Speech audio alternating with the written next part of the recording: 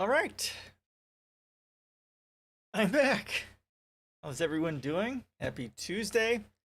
I missed but Thursday and Saturday last week things were going on. Thursday I had my daughter's school orientation, and then Saturday my internet was not working properly, which was super annoying.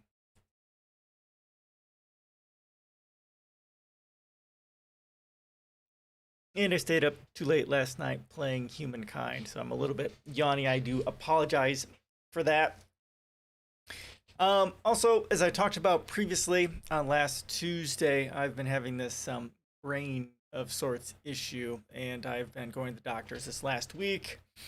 And it's like this wave going from like the top of my head to the front and to my eyes, and at times when it's worse, it feels like I might lose my sight. So I'm taking leprazolam, which is an anti-anxiety thing. I've had this for like a decade in my house, but that seems to put away the symptoms. So I've had a CT scan, getting an MRI on Thursday, and stuff like that. So we're still kind of taking a look at that, trying to figure out what the hell my problem is. And I am also I have a bit of a brain fog going on, so just a little bit tired, and I've got a brain fog too, so I'm not gonna be completely totally with it, but I will do my best to to be here and do my part. So yeah, that's what's happening with me. I got one more video from the Warhammer 40K Battle Sector YouTube series, which I'm doing. That's the 7th one. I may want to wait till I get to my 10th one prepped before I start unleashing them, because it's about 19 missions. I have to get go through the gameplay and get them recorded and edited and put out there. That way they can go in a solid stream. Think about doing like Monday, Wednesday, Friday, and maybe Saturday for release. Maybe I should do it faster. I'm not sure. If you've got a preference, let me know. Maybe I have to look at what other streamers do. Maybe it'll be, just every day, one a day. Blook, blook, blook. But I don't know. We'll see. Got to find a little more time to go ahead and get the gameplay, get it recorded, and get it put out there. I think once I get that done, I'll probably I'll do another playthrough of Warhammer 40K Battle Sector, but I'll do it concentrating with Assault Marines, which I do not like, and also the Sisters of Battle, which I also do not like. They're like a waste of points for me. So probably do a second season just doing that, and also probably do Humankind as well. Hopefully that'll go okay, but we'll see. We'll see what happens. All right. How's everyone's week gone since I've been not here? Besides me struggling with all that and not sleeping well, it hasn't been too horribly bad.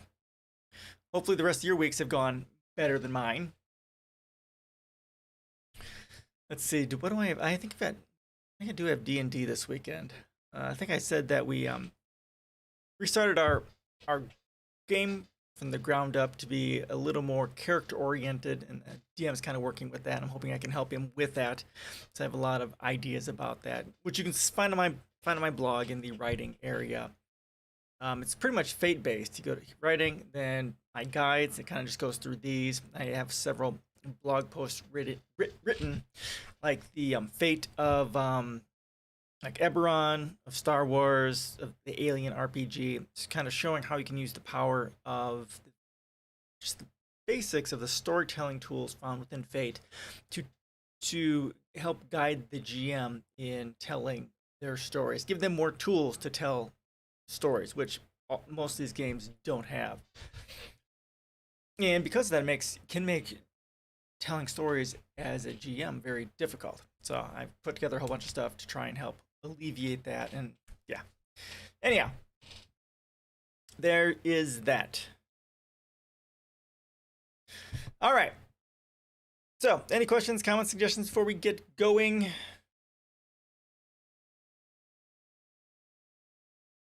Nothing. All right. These first two, they're not very in-depth, but we've kind of talked about this a little bit on my stream. We're talking about Interstellar Humanity. there isn't a whole lot of information on this at all, and I'm a bit annoyed because I want a lot more information on what it is that they're talking about here, but I couldn't find any other articles that got into any more depth, unfortunately.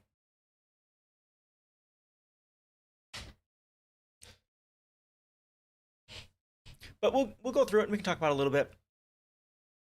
China is developing an ultra-large $2.3 million megaship that is miles long. No, it's not a Death Star. Okay, this doesn't make much sense. 2.3 million megaship. That there's something not adding up with this, obviously, but let's get into this. I don't know what this is. Ring worlds. These are ring worlds of sorts, right? Space City rings, yep. Crewed space missions call for colossal engineering projects. Case in point, researchers in China are investigating the possibility of assembling spacecraft in orbit. The project is part of the nation's ambitions to expand space exploration, which encompasses crewed missions operating on long-term scales. The proposal from the Natural Science Foundation of China calls for an analysis of the mechanics of constructing an ultra-large spacecraft spanning kilometers, according to an initial report from the South China Morning Post. Maybe we'll take a look at that, I guess. In other words, China's told the world it's interested in building a spacecraft that's miles long. Yes, miles. Now, we've looked at stuff here on this channel, and there's a whole bunch of videos on this that we can go through, but won't. On the Science and Futurism with Isaac Arthur channel, and they go about that. It's in my policies as well, right? Atlas Pillar, space elevator, orbital loop, right? All going up there. Then you can get launch loops to fire stuff into space. Not people, because that would kill them. And sky hooks are ways you can get all that stuff into space, into an orbital loop, and use that as the kind of the launch area to do stuff in space. That's not. I don't think they're not looking at that. We'll say as we get into it. China is researching a miles-long spacecraft for long-term missions. The report noted that this particular effort is a part of a major strategic aerospace project, one that would ensure the future use of space resources, exploration, and the mysteries of the universe, and staying in long-term orbit.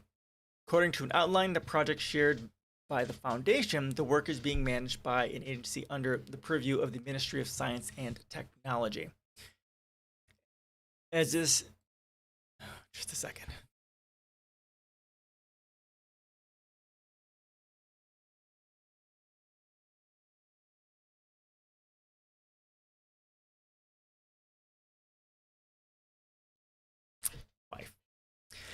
As if this massive project isn't impressive enough, this is just one among 10 other proposed research outlines released earlier this month by the Mathematical and Physical Sciences Department, which plans on funding 5 total projects with a maximum budget of $2.3 million. So yeah, you can't do that and you can't. Megastructures aren't millions, they're trillions to start. So it looks like it might just be doing the research just to figure out the feasibility for that sort of thing.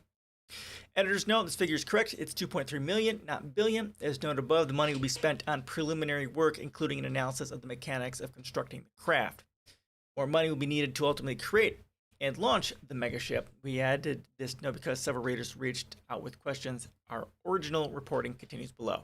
Yeah, exactly. So it's just about the research and feasibility and that sort of a thing.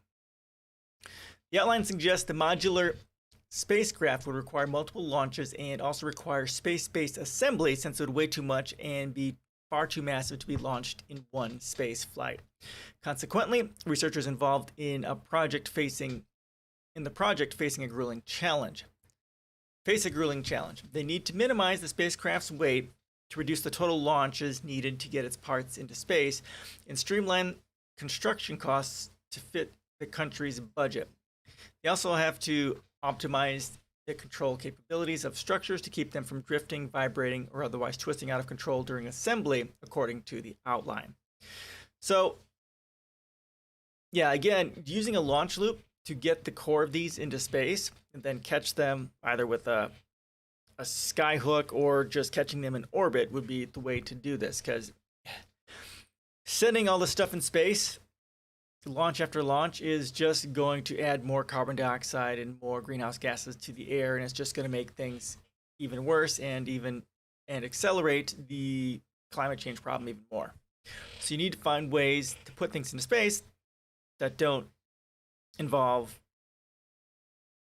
rockets. So again, launch loops are a good way to do that. To launch things in orbit, you can even launch planes into orbit that way, to get caught by a skyhook and then brought up into a space elevator and that sort of thing. So we have other techniques of doing this. It's just they haven't looked at trying it this way, which is what China really needs to be doing. China really started doubling down on its space program and showing the world what it can accomplish in May, when it became the second country to successfully land a rover on Mars, 2 short years after doing the same with a different spacecraft on the far side of the moon. The country also started assembling its Tiangong space station in April of this year, with several more modules slated for launch in low Earth orbit via its Long March 5 heavy rocket. As of this writing, the 22 metric ton core component of the station is slated to become the primary housing unit for spaceborne astronauts aboard the station, which would be complete sometime next year when it reaches a mass of roughly 100 metric tons. That's a lot of space. When it's finished, the Tiangong station will be roughly 1/4 the size of the International Space Station, but the ISS was constructed by a 16-nation coalition, is roughly 356 feet long and 246 feet wide. This is almost as large as a soccer field.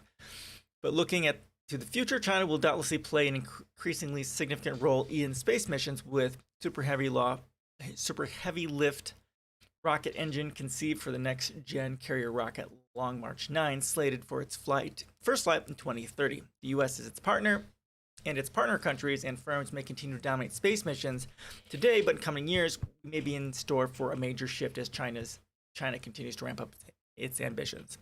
Corvo, man, how you doing? Good. I'm doing okay. How are you doing? Talking about China and going to space some more, wanting to create some giant space things.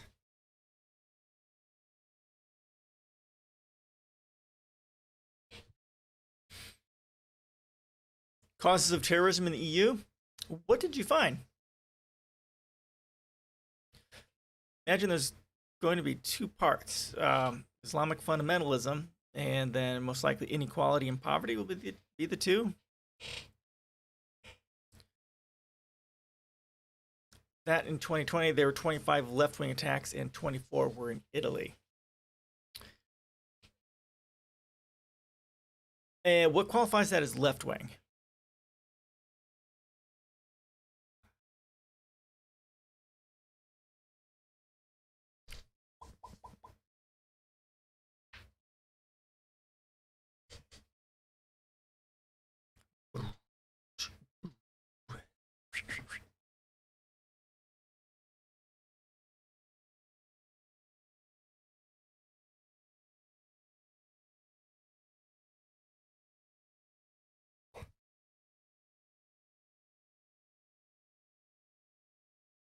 That were, okay, part of the Socialist Party. Okay, interesting.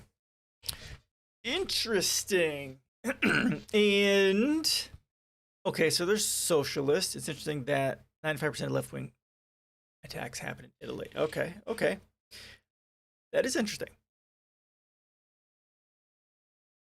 What the hell's happening in Italy?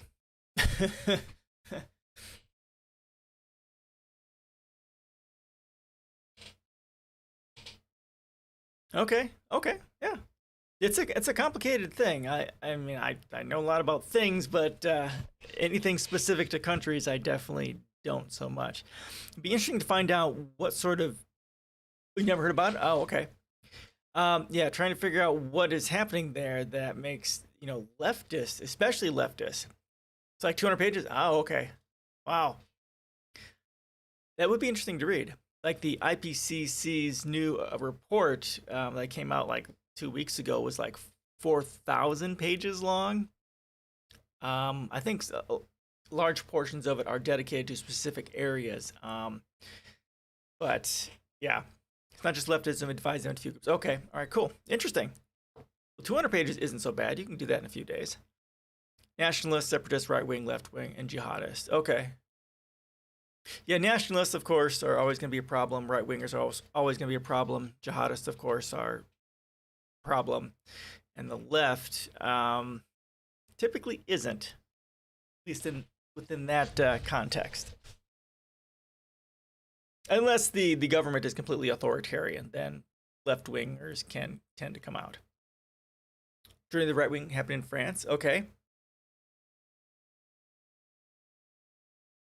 Huh, interesting. Fascinating. Fascinating. Yeah, I got nothing.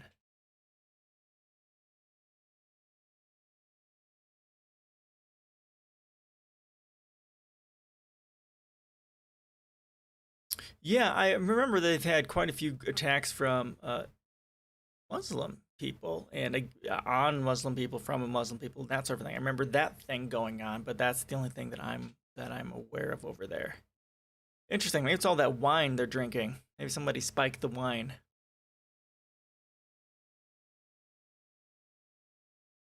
Too much wine, too much sex. Probably.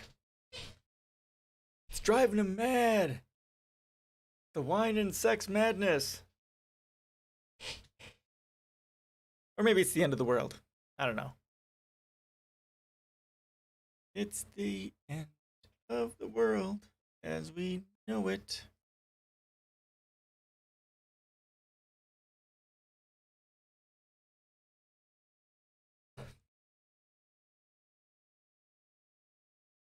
Majority of the right wing happened in Germany. Okay, well, source of Nazism. Okay, interesting. And it's a huge resurgence ever since Trump jumped up. Not that white supremacy's ever really gone away. Changed in many different forms. Trump just made it, gave it a boost. Jihadists in France, yeah, because that I think they've allowed a lot of immigrants in from that area, and also there was the issue with the Charlie Hebdo, um, the comic making fun of Allah or something like that. I think that might be one of the major like whole communities. Yeah, yeah, yeah. And that's going to be one of the issues. I know people complain about living in Muslims, but I mean, you just don't know, you know, when they come if they're going to be a radicalized group or just normal people, and that's going to be a whole part of the problem. And if they want to kind of deal with that, in some ways you can't because it's a very powerful ideological fundamentalist right wing ideology which doesn't have any level of conscience or rationality to it. That it just can take time to de-radicalize them, and another part of that may end up being that, of course, having the United States and Europe get out of the Middle East. I mean, that'll be a large part of it as well. Um, and the United States is kind of starting that pathetically, at least in a pathetic manner, started by Trump. But that's honestly what started a lot of these terrorist attacks. Is that the global North is the first world countries are fucking with the Middle East, and when you do that, you have a fundamentalist right wing religion that can bring them all bring their violence here. Long-standing issues such as anti-fascism, anti-racism, perceived state repression, left-wing and anarchist extremists in 2020 addressed new topics including skepticism about technological and scientific developments, COVID-19 containment measures, and environmental issues. Okay, interesting. So they're tying anarchist extremists with lefties. Okay, left wing. 7% of the arrestees were male. The average age was 40 for men. Yeah, yep. Makes sense.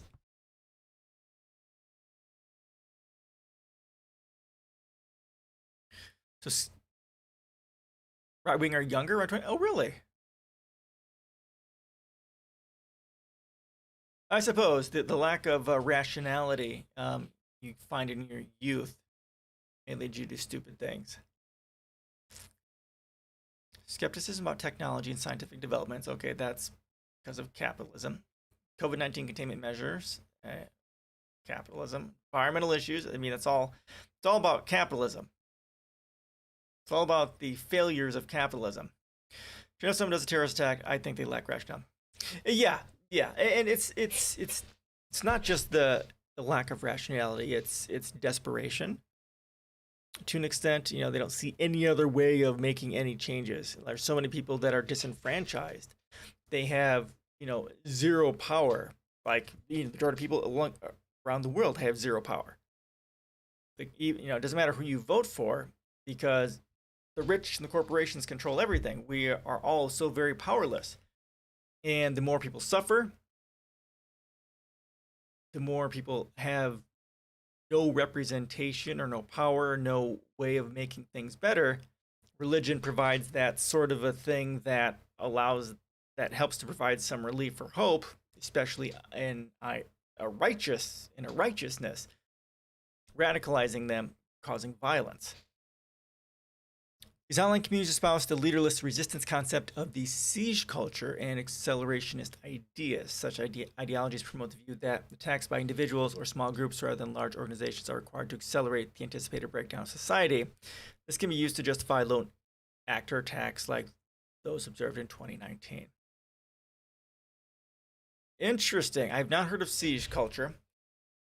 Ultimately, society is going to break down. I mean, there's no arguing that we're in the midst of it. With the climate change, everything is going to go in a handbasket in horrible ways in this next decade. We're going to have climate refugees, which we're already seeing. We're going to have food shortages, which we're already starting to see. It's like here in the U.S., there's been like wheat in certain areas has been cut in half. You want to defeat democracy? And what do they want to replace it with? I mean, from anarchism, they want to not have unjust hierarchies. Of course. For many of them, it's going to be fascist, theocratic, fascist organization. For anarchists, it'll be just getting rid of unjust hierarchies, flatten it out a bit, so the people have more control.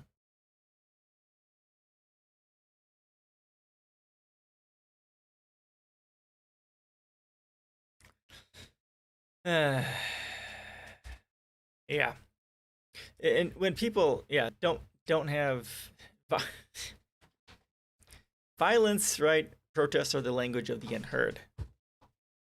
Support for the fight for an independent Kurdish state continued to be an important topic for left-wing anarchists. Extremist left-wing anarchist extremists were reported to have joined Kurdish militias in the northeast and Syria. They probably received combat training and participated in fighting. The disrupted plot in France involved one individual. Okay, so it sounds like, they're siphoning people from Europe into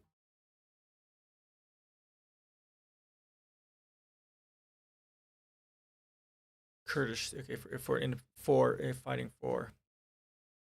Okay, all right, interesting. Huh? Other arming terrorists use Russia to keep their weapons. Yeah. It's always Russia. Always Russia. Well, yeah, you've got Russia there trying to expand. They have their hold on to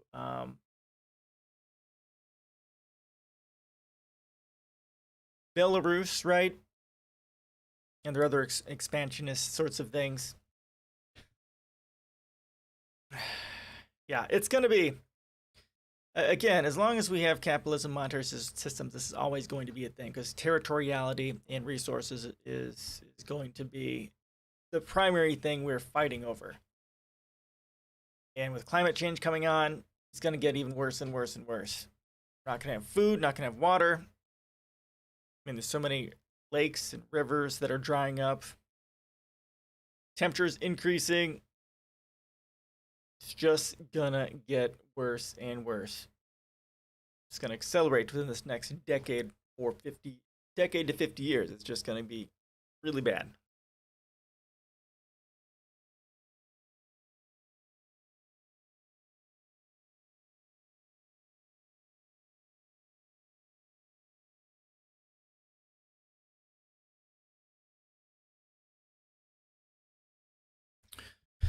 As jihad, both in 2018 2019, two-thirds of jihadist terrorist attacks in the EU were thwarted prior to their execution. In 2020, the number of completed jihadist terrorist attacks was more than double that of foiled plots, 10 to 4.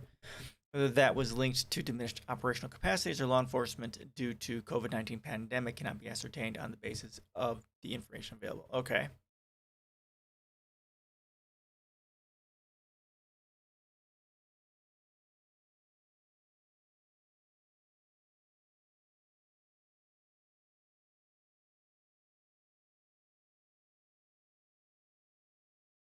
Crazy. Crazy, crazy, crazy.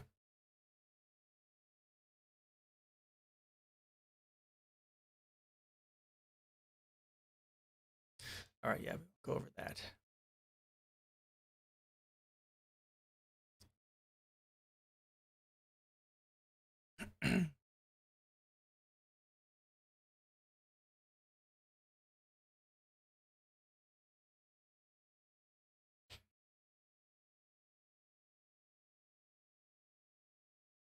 Oh, okay. Thank you.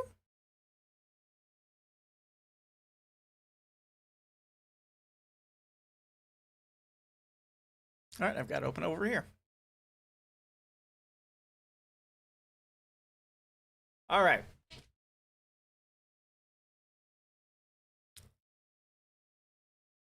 And if you have any interesting insights from what you read there, let me know. I'll be curious to see if you found anything that was particularly interesting in that information. Warrior Man, how you doing? Good to see you, man. Good to see you. Yeah, just getting started here. I read one article that wasn't very detailed, talking about how China wants to start researching mega projects, mega space projects in space. I'm okay. I'm okay. I've been having some issues. Like last Monday, I went to the emergency room. Last Sunday night, having these waves going from the top of my head to the front and to my eyes, and it's worse when I sleep. So I've been to the doctor over this last week, and through this week too. I'll be going to the doctor trying to figure out what the hell's going on. So I'm and along with that, I've got this brain fog that goes along with whatever is happening with my brain, and it makes me not quite with it. Yeah, it's a little bit scary. Fortunately, I had was it Laprazolum? It's an anti-anxiety medicine from like over a decade ago, and unfortunately, that has kept it away. It lasts for almost exactly 24 hours, so I can basically sleep. But yeah, I got to figure this out. I already had a CT scan. I have an MRI this week, so I don't know. We'll see. We'll see what happens. China has a great relationship with the Taliban. It could be. Could very well be. I mean, all those terrorist organizations which were created by the United States, Taliban, ISIS, Al Qaeda, as they're abandoned by the U.S. and the CIA, will eventually pick up with China and Russia as some of their primary backers. Yeah, it's gonna get bad over there. We had some articles here talking about the Taliban, and they've become a lot more sophisticated and about the way they're going to do things. And we talked about, you read some articles on this, and that if they really buckled down and really did some great things for their country, even as violent and as fundamentalist as they are, they could create a fairly significant positive legacy amidst the bloodshed of the death of the innocent, right? I mean, something. US funded the Mujahideens, then they broke down and became the Northern Alliance and the Taliban. Yeah, and that when we were looking at this, the Afghanistan thing, it started with Carter, actually. Carter was the one who started it. Then Reagan got into the Taliban directly, and so on. So yeah, we've had a long, long history of funding the terrorism and stuff over there, and it's just not going to get any better. Um, what happened in Afghanistan is because of a coup. Yeah, I mean it's everything. It's all because of the United States. The United States went in, destroyed everything, tried to steal everything, and it's all about just money for the banks, war profiteering for the banks, for the military-industrial complex, for the Sackler family and the opium trade. Right? They made billions off the opium trade, and then that happened before the U.S.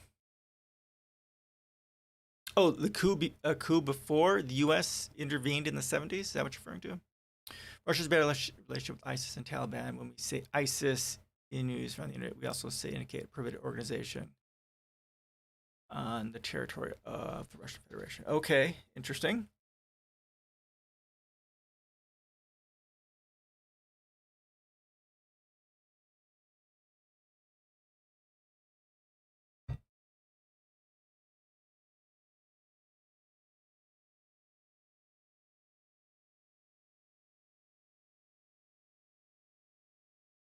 Hey, little man, how you doing? Welcome, welcome. Doing okay.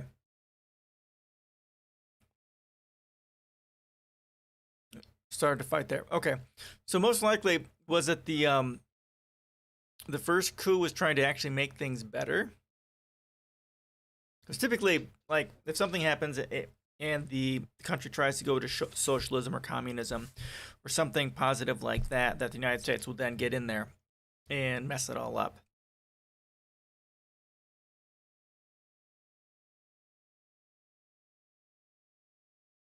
Not really better. The king didn't want full power. He even formed a senate. Oh, okay, interesting. Well, that's a positive step, right? So if he's trying to help reduce his power, people are freaking out because he's destroying tradition, perhaps.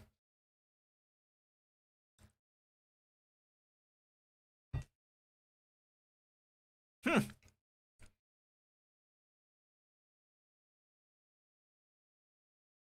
Yeah, not sure. I don't. I know very little about the history of anything over there. All I know is the U.S. goes over there and fucks it all up. Studying Irish history, cool, cool. The cousin was deposed before and hated the king because of that. Okay. Ugh. Monarchs. Nothing good comes of monarchy.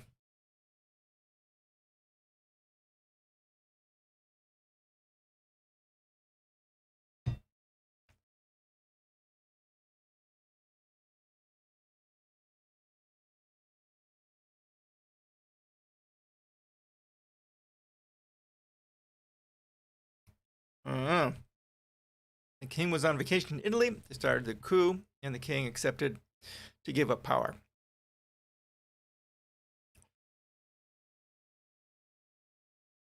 So most likely he knew it was going to happen, and he just happened to be out of the country just to make keep himself and his family safe. Say that we have two options. We need to help the Taliban destroy ISIS. It sounds funny. Help some terrorists destroy others, or let everything take its course and go back to the 90s. The majority of the royal family was massacred. Oh, really? Oh, Jesus Christ. Yikes. Well, right now the Taliban has access to pretty much a shitload of U.S. military stuff, so they may be able to deal with ISIS and drive them back. They're militant and um, driven enough that they might be able to. Who knows? Irish Rebellion, 1916. Irish War of Independence, 1921. Irish Civil War. Yeah, cool. Sounds interesting.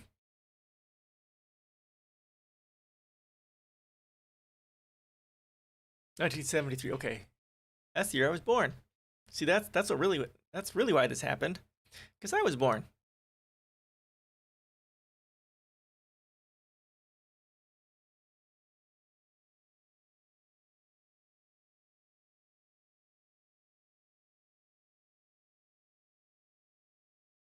Interesting.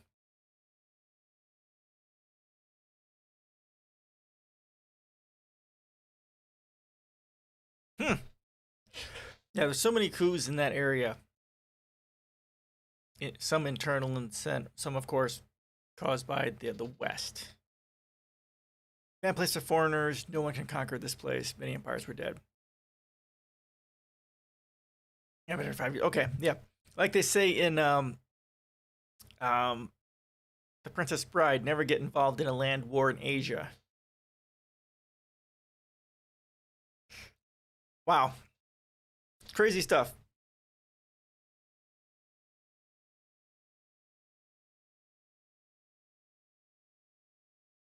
Yeah, that's kind of part of the problem. Afghanistan was conquered many times, going back and forth and back and forth.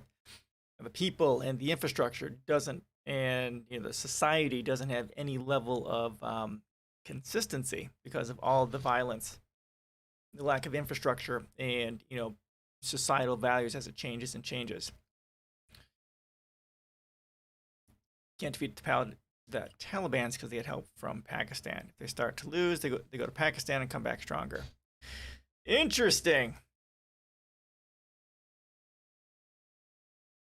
Yeah, it'll be interesting to see how the whole Afghanistan thing unfolds. I think the United States is going to go back in just because they need that hot, sweet, golden war profiteering money. But we'll see. Biden's a warmonger too, so I mean we're still doing drone bombings right now, right? Murdering people, mostly innocent people, as usual, right? Because that's what we do.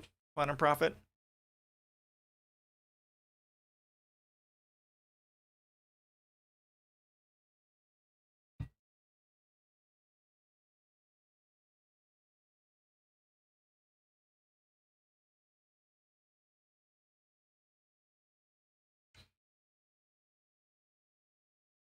It'll be probably this massive breeding ground for private contractors, military contractors. They'll make crap loads of money off this, fighting for both sides.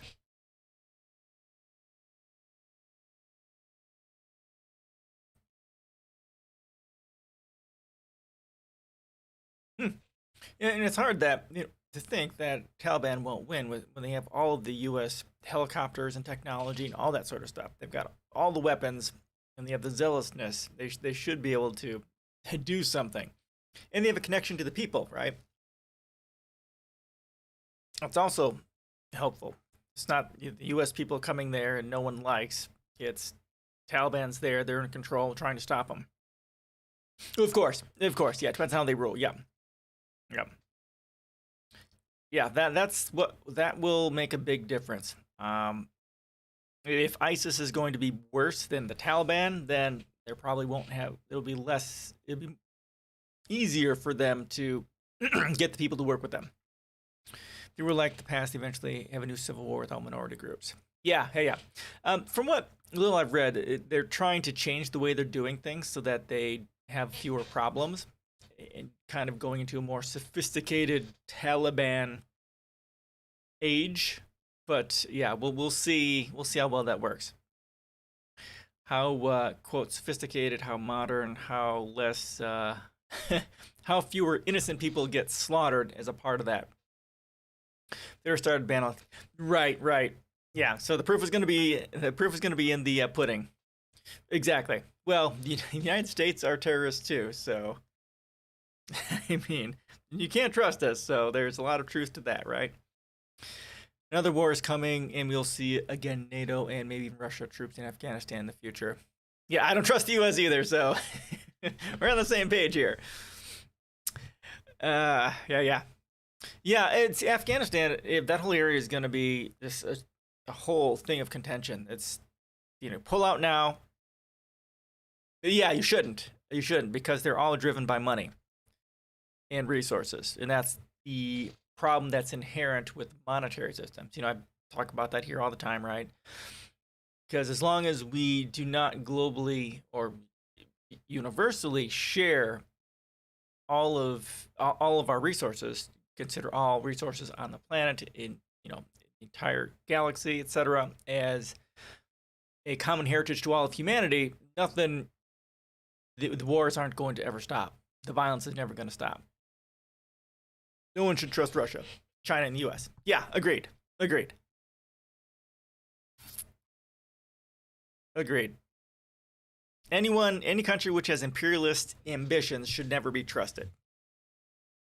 China, Russia, U.S., the Taliban, right? Whole bunch of them. Worm is from Belarus, but he's in Moscow now, right? Moskva.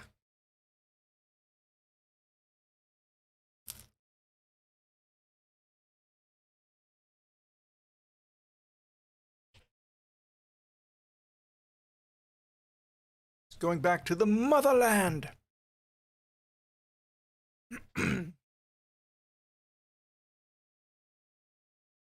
Yeah, he's originally from the same country my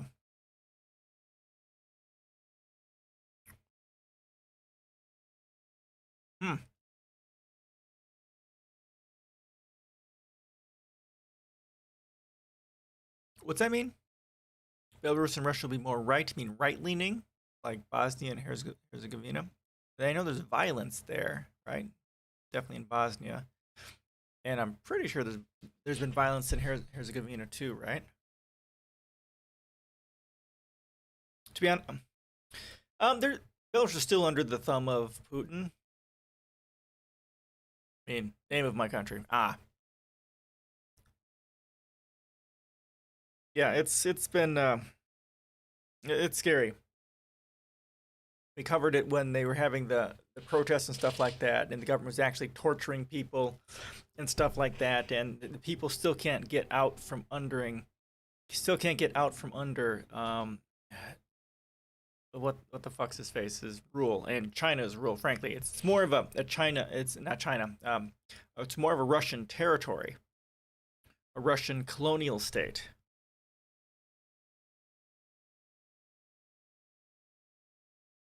Mhm.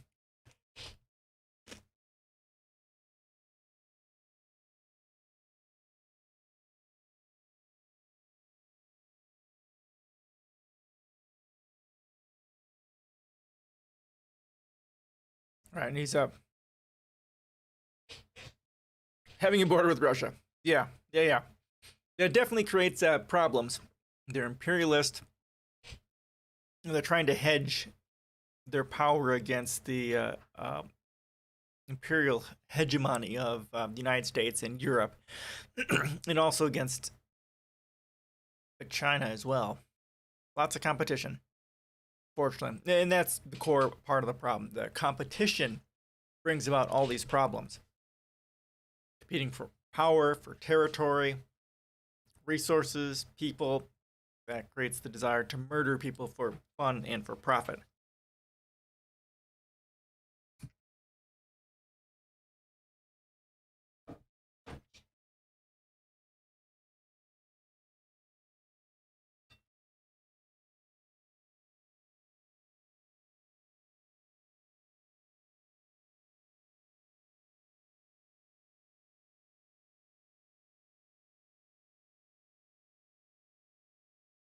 The wife again. Okay.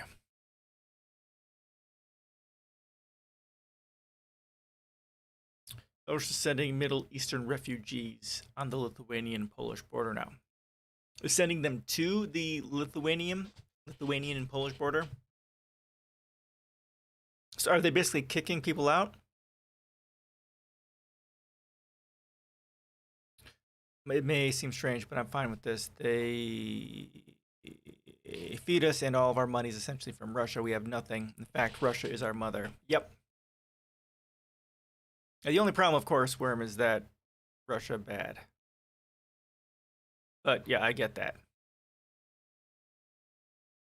You get money from smugglers.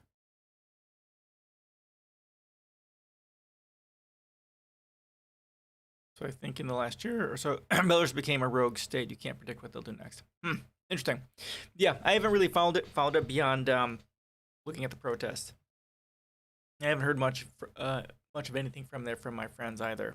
Not that I'm at all communicative, but yeah, I don't have a whole lot of hope for Belarus, unfortunately.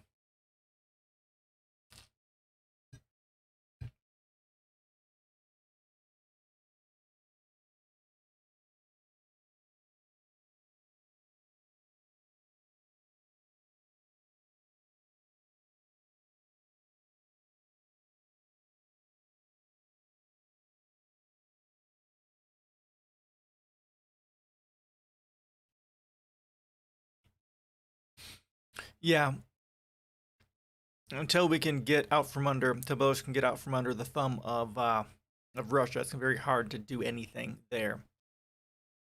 And that's pretty much what they found, I think, with the protests and stuff that were there months ago. Couldn't break that hold.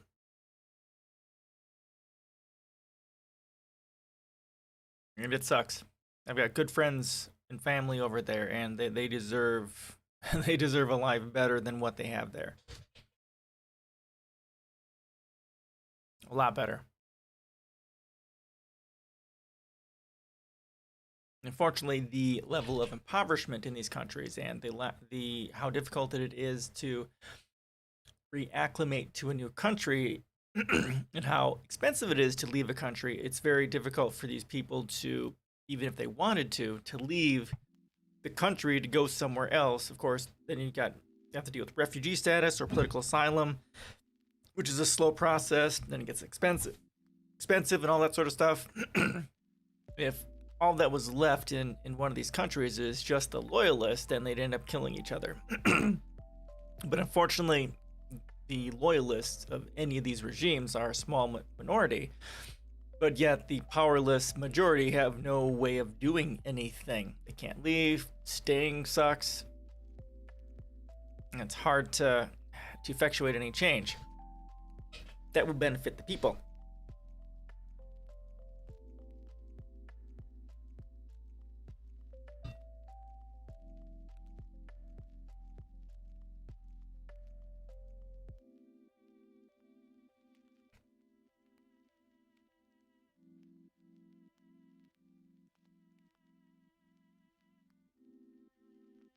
Hmm. So yeah, part of the they probably want to absorb it back into Russia again, much like they want to do with all the other former Russian states. Belarus could have stuff. I mean, a lot of it is most likely being looted by the 1% and by Russia, by other states. I mean, they have stuff. It's just a matter of distributing it appropriately. And unfortunately, as long as there's money in doing that, I mean, Belarus is in a good position. For the new Silk Road, okay. Could invest into IT like Poland. Yeah. Oh yeah, definitely. There are ways of reinventing themselves, like, and to do things like that. Estonia did something like that. Similarly, they have the most technologically advanced infrastructure for a nation state. They've been using bitcoins or whatever for passports and all that sort of stuff. There are no more real Belarusians in Belarus. But Lukashenko will not do that because he needs to rule with fear. Yeah, and that's the issue with tyrants. They're not there to do good for their country or even their people. They're there just for power and money, and that's pretty much it. It's that psychopathy that is inherent with power. Once you get to a high level of power, especially in a country with high levels of inequality, you actually become a psychopath and become a tyrant. Just destroy and murder things just to make sure you maintain your power. Power for power's sake, not for any end goal at all.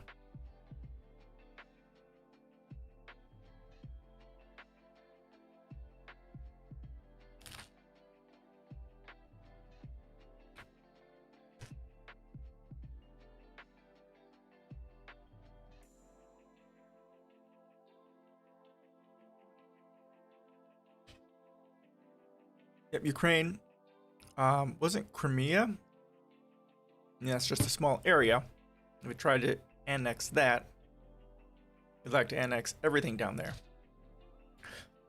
Were destroyed in World War II and repressed. Belarusians are now descendants of mostly Russian and Ukrainian immigrants from other parts of the USSR, and of course, many of them support Russia. Okay, eastern part of Ukraine. Okay. Oh yeah, it's the imperialism that's present there with Putin. It's always going to be a significant issue. It's going to keep messing with that area, causing strife. It's going to be very hard to have peace or any sort of prosperity in that region until you get rid of Putin and you get a leader in there that actually wants peace in the area. And not even Russia.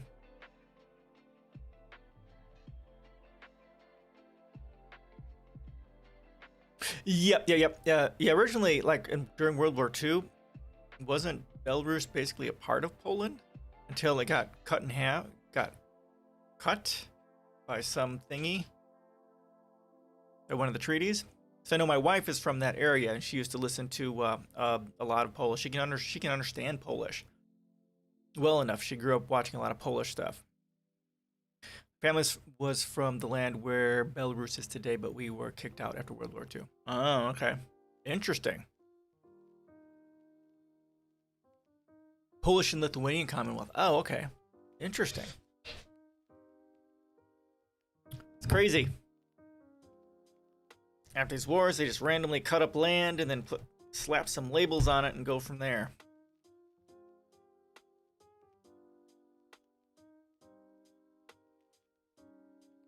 Yikes, people. Yikes. Nothing good comes from war.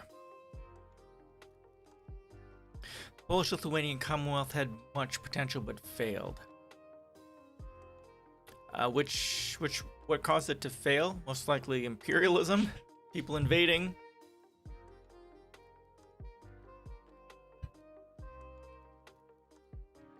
Corruption? Okay. Yeah. Money, corruption, people wanting power, and all that sort of stuff. Yep. And most likely from high levels of inequality as a start of that, which fostered the environment for corruption and exploitation of others. Michael Collins was so sexy. Not familiar with him. Since we elected the kings, other countries were investing resources to elect their candidates.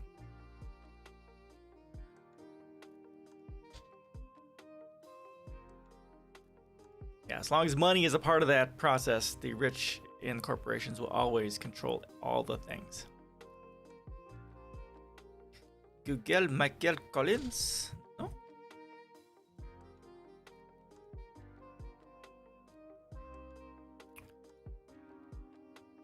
American astronaut? Is this the guy? Other empires. Oh, yeah. Well, I Googled him. Is it spelled correctly? Ireland.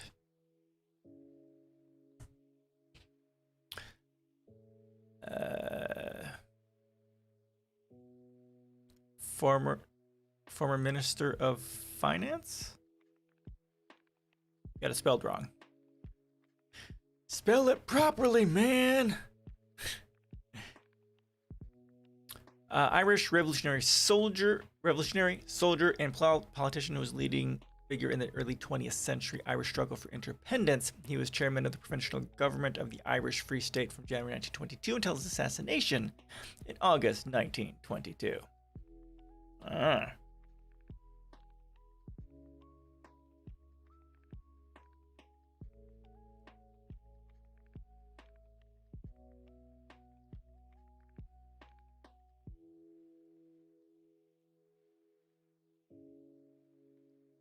Belarusian superhumans, like all Slavs, we have no difficulties with other languages, and foreign languages are easier for them. No clue why, and also Belarusians know the Russian language even better than the Russians.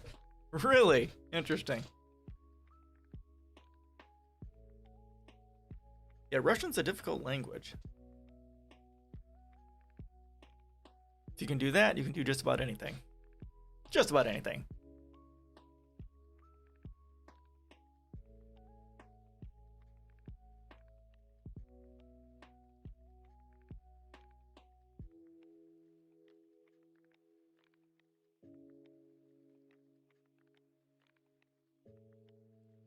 Still hope the Belarusians will be able to break free, but I also hope they will not turn into EU slave. Russians, like Americans, do weird things with language. Yeah, English is such a bastardized language. I don't know how anyone actually learns it as a second language. Like my wife from Belarus, right? She learned it, and I don't see how. It's just such a fucked up language. You watch PewDiePie? Oh, okay, interesting. I have not seen him at all. Yeah, there are definitely advantages to being part of the EU, but as I've talked about here, I have the issue that all these countries might have is that they lack access to their sovereign currency. If they get themselves free and actually are able to act like an independent country, they could probably end up doing something.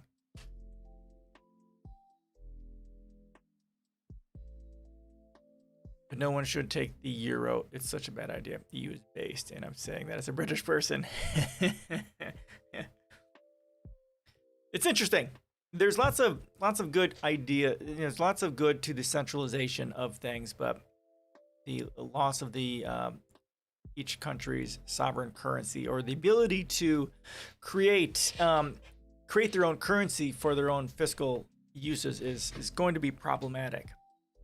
I think it's going to end up leading to a level of defections over the next decade or two, because it causes financial hardships on these countries, of which, of course, banks will take advantage of.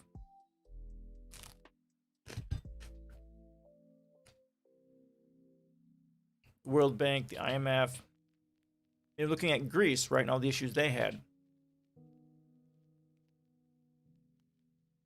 If Greece had their own sovereign currency, they wouldn't be having a lot of the issues that they were having at that time. Germany and Chinese colony. Ooh, that doesn't sound fun.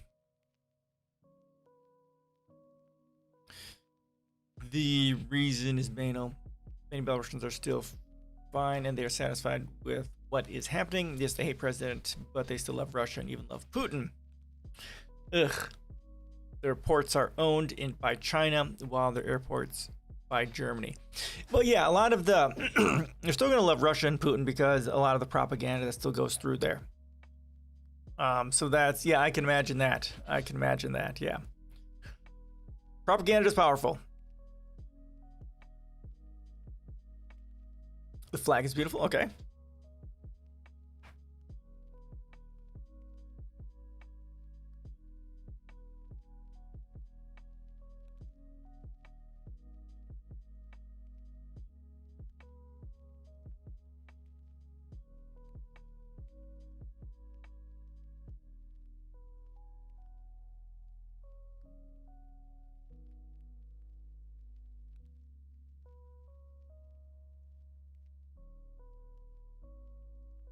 Oh, that's not the one I'm used to. Yeah, that's a coat of arms. Because the actual flag is different.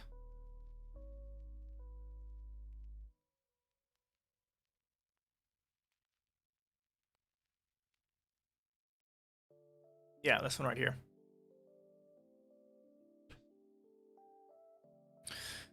Belarusians was always slaves, unfortunately, for Poland, for Germany, and the Russian Empire and the USSR. Okay.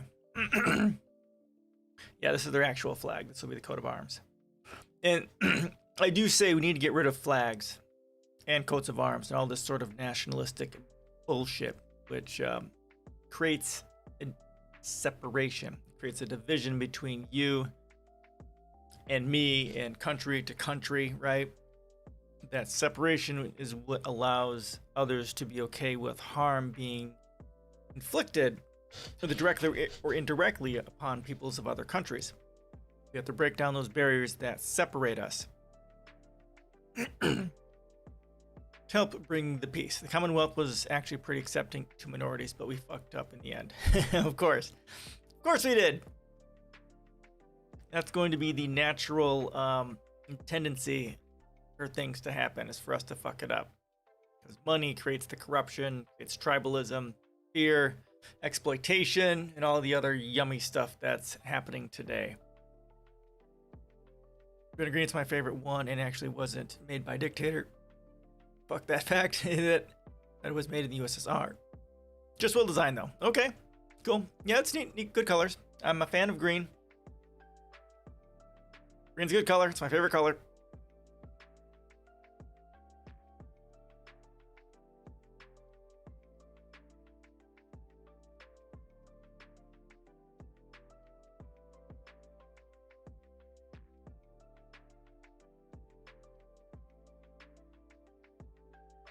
When the Commonwealth conquered Moscow, they proposed the Polish king to accept him as the king of Russia if he changed religion to Orthodoxy. Yeah, fuck Orthodoxy. So this is the flag that I kind of came up with. It's a flag for all of humanity. It would have been the Polish, Lithuanian, Russian Union. Oh wow. And I go through the symbolism down here for all of it, and it does have ties into the, oh my god, something happened to my blog and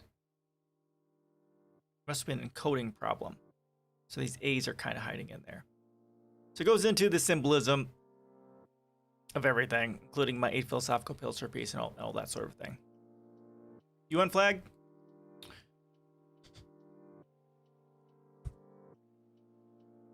Oh yeah, that one's pretty cool.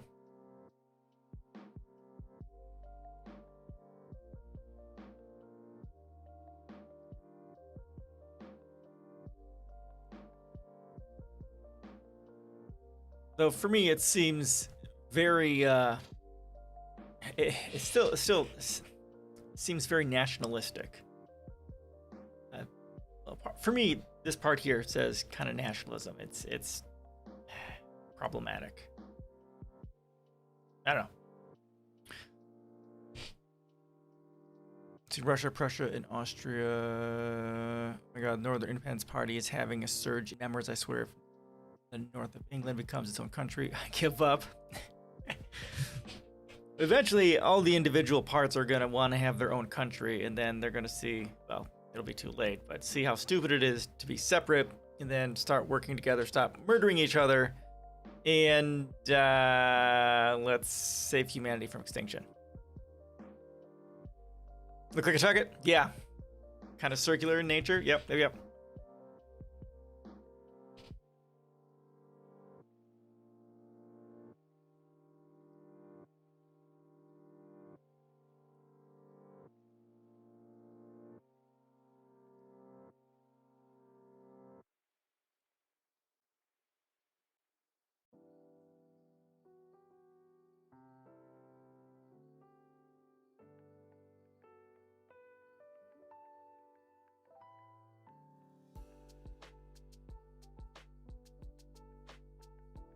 Do you want to destroy continents?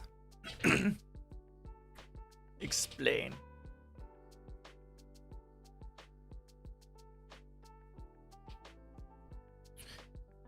Rely so much on the South because we have a huge poverty rate. Well, poverty is something that can be dealt with through policy. Poverty is a choice that's chosen by the government. Poverty doesn't ever have to happen. I mean, just contents. Oh, I see what you're saying. Gotcha. Because it's got the target on them. Gotcha.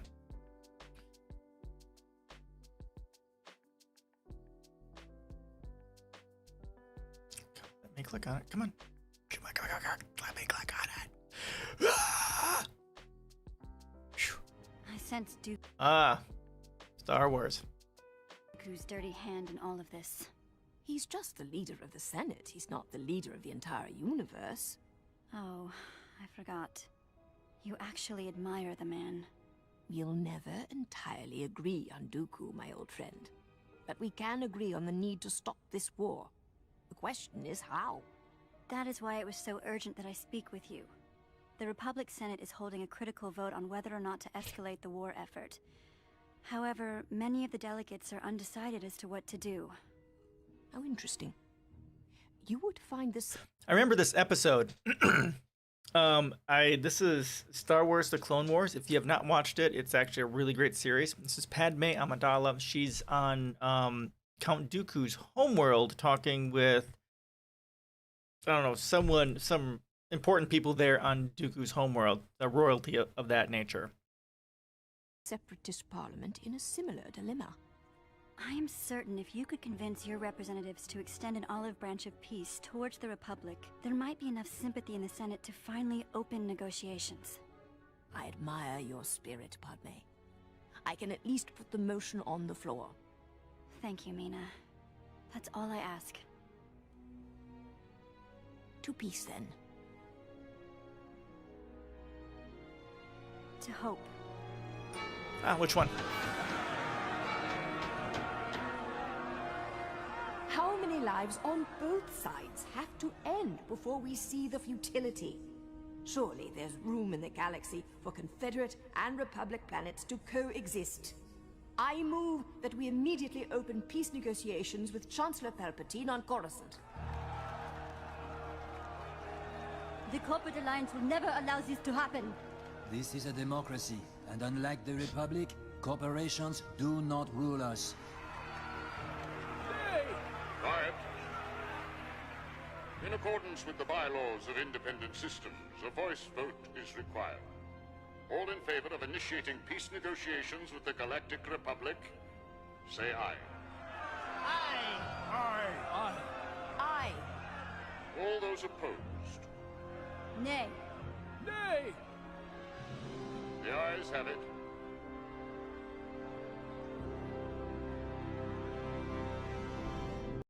Yep, great series. Yeah, I don't like the episodes 1 through 3. They're pretty much garbage and filled with massive plot holes. But but the cartoons have been amazing. Clone Wars, all 7 seasons, and then Star Wars Rebels, and now the Bad Batch. They're just amazing. Come on.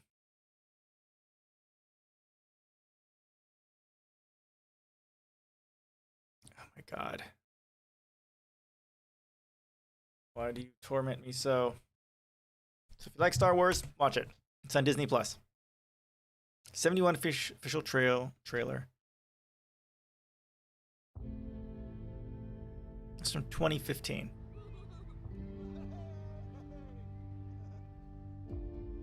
I'll be back soon, okay? Yeah. Yeah?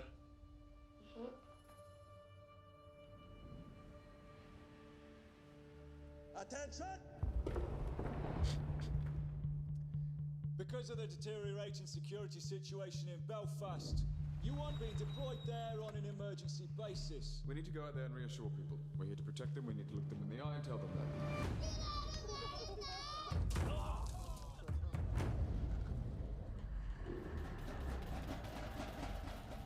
This is the front line, boys. Catholics and Protestants living Yeah, I know. Too many tabs. at each other's throats. Divided by the Divis flats. But do not enter the flats. They become very dangerous.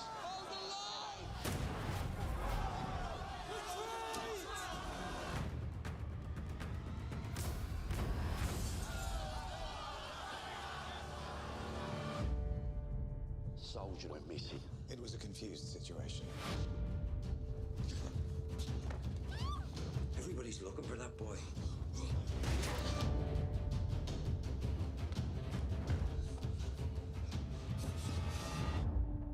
The Brits here. And we're gonna kill him.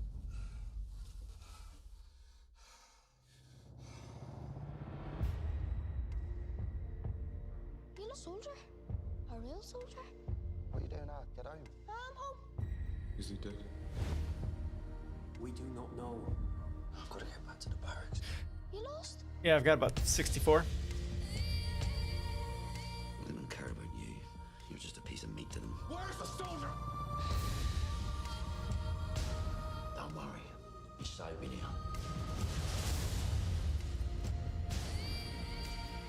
I'm not gonna lie to you. This gonna hurt.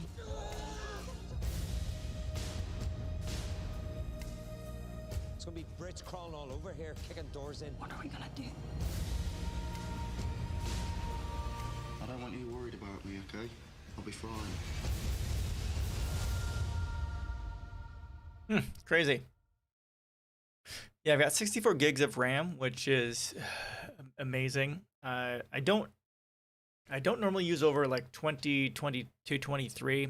Sometimes when I'm doing some video editing, it has gotten up to like 30. So yeah, I've got, and that's just the one for my tab. Just for, actually, you can't see this. I've got a whole bunch of other tabs, like 1, 2, 3, 4, 5, 6, 7, 8, 9, 10, 11, 12, 13 other tabs, 13 other windows full of tabs down below for Chrome. So yeah, my original computer,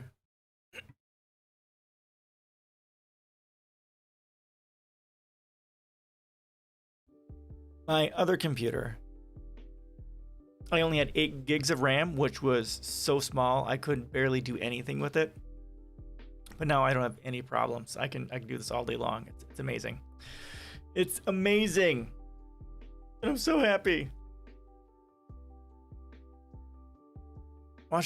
Great to watch GTA San Andreas for informational purposes. The US of the 2020s is returning to the 80s and 90s. So Grand Theft Auto San Andreas, right? I have not played any of those. It's just going out there, you know, killing hookers, beating people up, stealing cars, drugs, and all that sort of stuff. It hasn't been my, it's not my thing.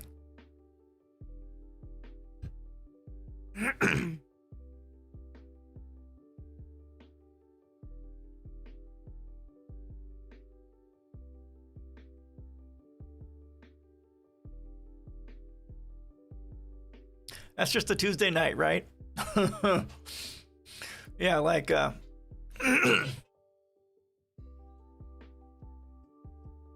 kidding with my wife that she just became a citizen, by the way, last Thursday before.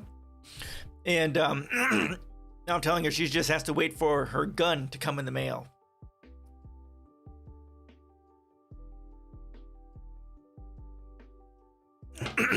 It's pretty, I find it funny at least. So, yeah.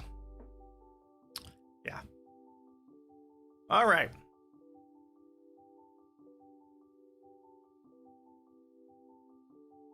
All right, let's every day chaos and only Sunday night is a day off because of the NFL. Yes.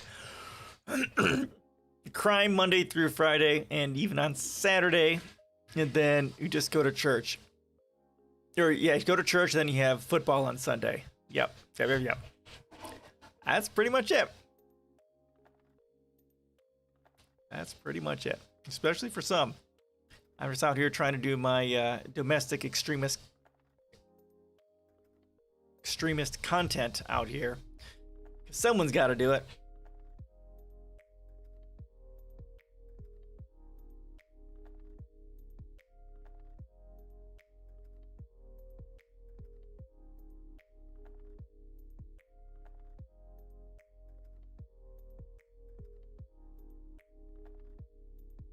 All right, let's get to the next one here. China wants to build a huge orbital solar power station in space.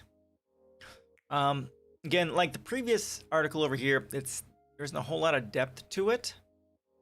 In theory, an orbital power station can harness solar energy 24/7. Now I'm gonna open up YouTube. Actually, I don't have to do that. I go to my policies.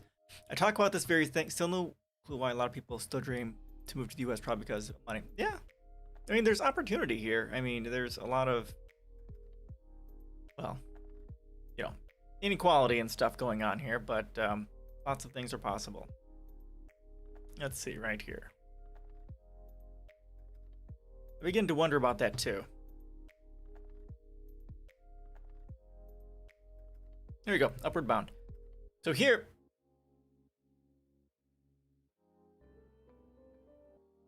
if you have not watched this will give you a good idea of what power satellites are and how power satellites are very feasible. We can do these today.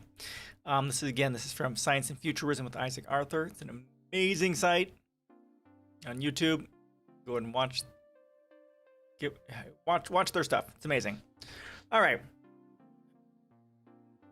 China is on the verge of testing a potentially revolutionary technology that would allow it to harvest large amounts of solar energy at any time of the day. The method would use an orbital station to send a powerful beam of solar energy down from Earth to space, a report by the South China Morning Post explains. All going as planned, the test, which will take place in Chongqing City in southwestern China, will lead to the construction of a huge 1 megawatt solar power station in space by 2030. China, the world's largest manufacturer of solar panel cells, also plans to gradually grow that station's power output after launch, with the goal of increasing its capacity to 1 gigawatt by 2049. So from 1 megawatt to start, in 2030 to 1 gigawatt 20 years later. 15.4 million test facility will be ready this year. The construction of a 15.4 million ground testing facility for the technology in Chongqing City was halted 3 years ago amid debate over the project's cost, feasibility, and safety. But in the end, it was restarted in June, according to the local government's website. Now, construction on the testing facility is expected to be finished by the end of this year. The facility will test technologies that would allow powerful energy beam to efficiently penetrate any cloud coverage and also carefully pinpoint a ground station so as to not cause any damage to nearby property or citizens. The idea of a solar space station was first proposed by scientists in the 1960s. The technology has the potential to circumvent several of the limitations of traditional solar farms. More importantly, starting at an altitude of 36,000 kilometers or 22,400 miles, a geostationary solar panel station would be able to avoid the Earth's shadow and see direct sunlight 24 hours a day. From space, a power station can also harvest more electricity as the Earth's atmosphere reflects or absorbs nearly half of the energy in sunlight before it reaches any ground stationed solar panels. Early airship tests could pave the way for massive solar space station. By sending harvested energy down to a facility in the form of high-frequency microwaves, the technology would allow it to reach Earth with only minimal energy loss, roughly 2%. The idea actually originated in experiments conducted by Nikola Tesla in the late 19th century, and it has led to the advent of firms such as New Zealand-based Emrod, promising wireless power transmission, as well as companies trying to kickstart wireless charging roads for electric vehicles here on Earth. Now, researchers at the new test facility, which is under construction in the Bishan district in Chongqing, will aim to prove that this wireless transfer of power does work over long distances required. To begin with, they will conduct experiments using airships and hot air balloons to beam energy in high-frequency microwave beams down to Earth. They have successfully conducted tests from 300 meters, 980 feet, above the ground using a hot air balloon, and they aim to conduct 20-kilometer range experiments using an airship after the construction of the facility is complete. The experimental zone for the technology will be approximately 2 hectares, 2,000 square meters, and will be surrounded by a clearance zone 5 times that size. Locals will not be allowed to enter this area for their own safety, a district government statement explains. A lot is still yet to be ironed out, such as the potential effects of such high-frequency energy beam on communications, air traffic, and the well-being of nearby residents. However, if the researchers behind the project manage to pull it off, they will have smashed past the limitations of solar energy by literally sending it beyond the stratosphere. Okay, so I like this idea, but I do worry about the issues with it. You're sending microwaves down. It's continuously going down through the atmosphere in one space. And how is it going to affect that area of space and the plants and the animals and, you know, all that sort of a thing? How it's actually going to potentially heat up the environment as well. I like the idea. It's neat, but there may be some issues with it. So, but science, you know, China is doing that. And they're also working on getting some sort of a Megaship in space as well. So they are really pushing the envelope in space and that sort of thing. When we talk about authoritarian states, there's one advantage they have, and that's when they decide to do something, the shit gets done. And that's pretty much it. Everything else is not so good.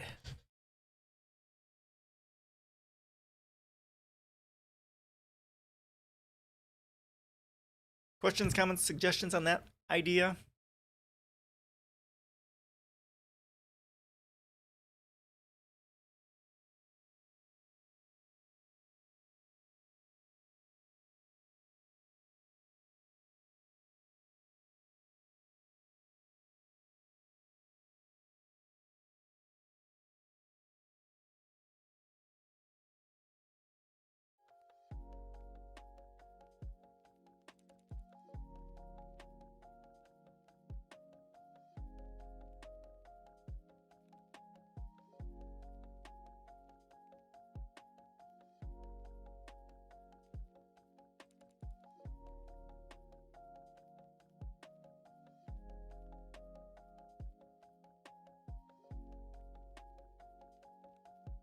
All right. Next.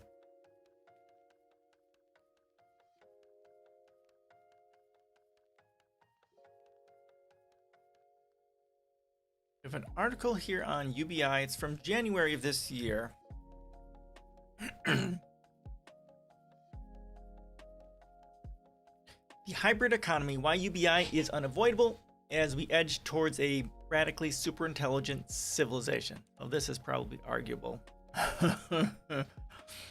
Durr. This is what we could have. You've heard this dude before? I have not, actually.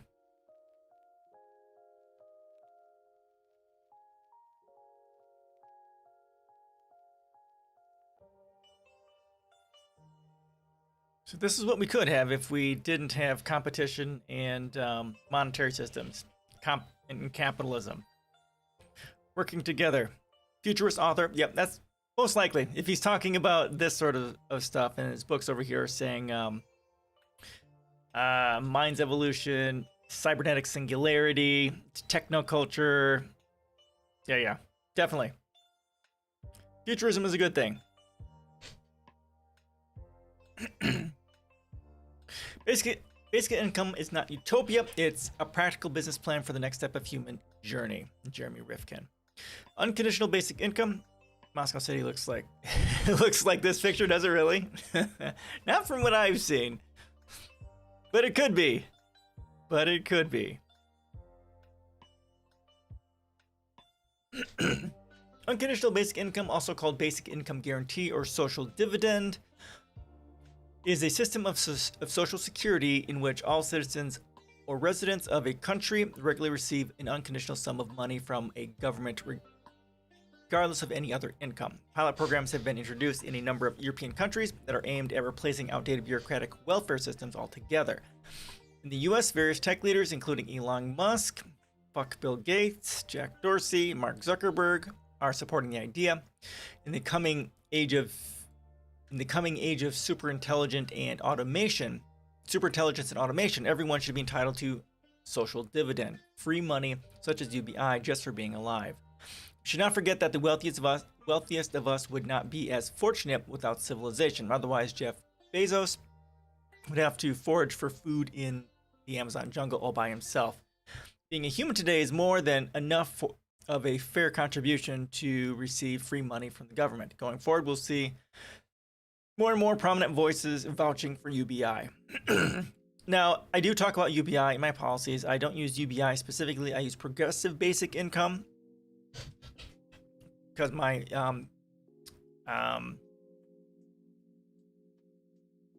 minimum wage is $75,000, and the point of UBI is to push people over to the $85,000 mark.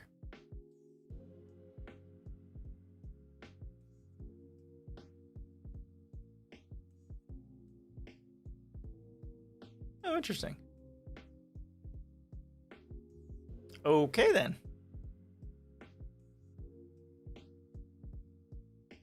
It's a real thing. Well, you're fancy. You're so fancy. So fancy.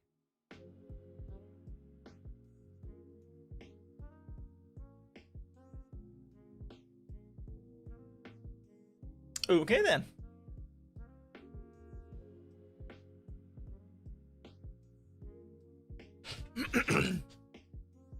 So yeah, UBI is it's a useful technique to help make sure people aren't starving and dying in the streets. I mean, this is a big problem.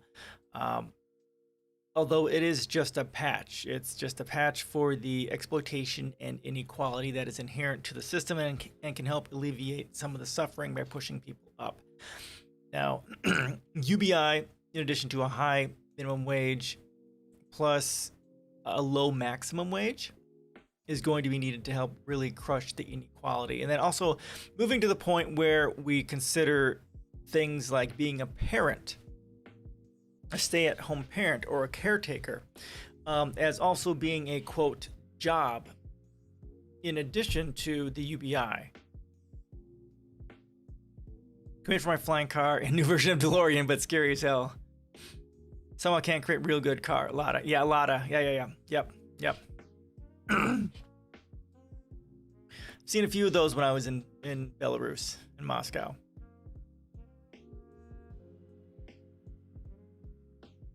Where was I going? Yeah, so it's just patching the problems inherent with capitalism, trying to lift people up, and we need to also work on bringing people down through a maximum wage and that sort of a thing. But it's UBI. It's a patch. It is a patch. At the 2018 TED conference in San Francisco, futurist Ray Kurzweil made a bold prediction about the future of free money. In the early 2030s, we'll have a universal basic income in the developed world, and worldwide by the end of the 2030s. You'll be able to live very well on that. The primary concern will be meaning and purpose. He said on stage at the annual event. This time frame also coincides with when Kurzweil, Google's chief futurist and director of engineering at Google Research, thinks AI will pass the Turing test when it becomes impossible to discern machine intelligence from human intelligence. At that point, human jobs could become increasingly scattered. Yeah, and I talk about this sort of a thing. It's not quite at this level on my policies, right? That the automation and AI apocalypse is coming, and we're going to lose jobs after jobs after jobs until there's going to be, 40% of the people in this world unable to work because most of it's been automated away. And UBI is going to be one of those ways of helping to deal with that. Now, I think we may want to shift towards like UBI in some way also with universal basic services. A group in Britain is talking about this, basically, housing, food, internet, transportation, schooling, education, healthcare, all this sort of stuff is a universal basic service, and it is free for all, right? And then if you throw UBI on top of that, you're basically taking care of a lot of the Maslow's hierarchy of needs, their deficiency needs, safety, and that sort of a thing.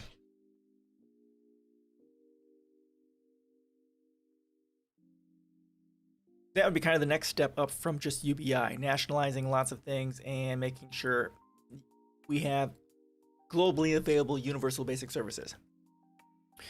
Told me that the city where they are produced, there are often no parts for these cars. Yeah, it can be. It can be easier to buy them than it is to get the parts, because you ship the whole car there, and then actually there may not be too many people who can actually service those cars. Yep.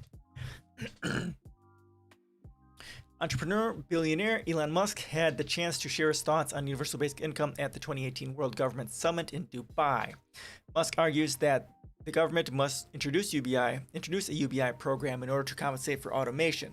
Such program could boost productivity, encourage creativity, improve health, alleviate poverty, reduce crime, raise education, and improve overall quality of life. Okay, all true.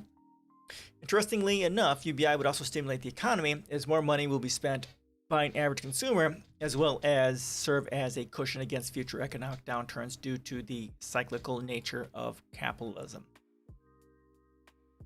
Every time I buy groceries or an air ticket, I pay a sales tax for the semi-automated infrastructure that we all enjoy in our market economy.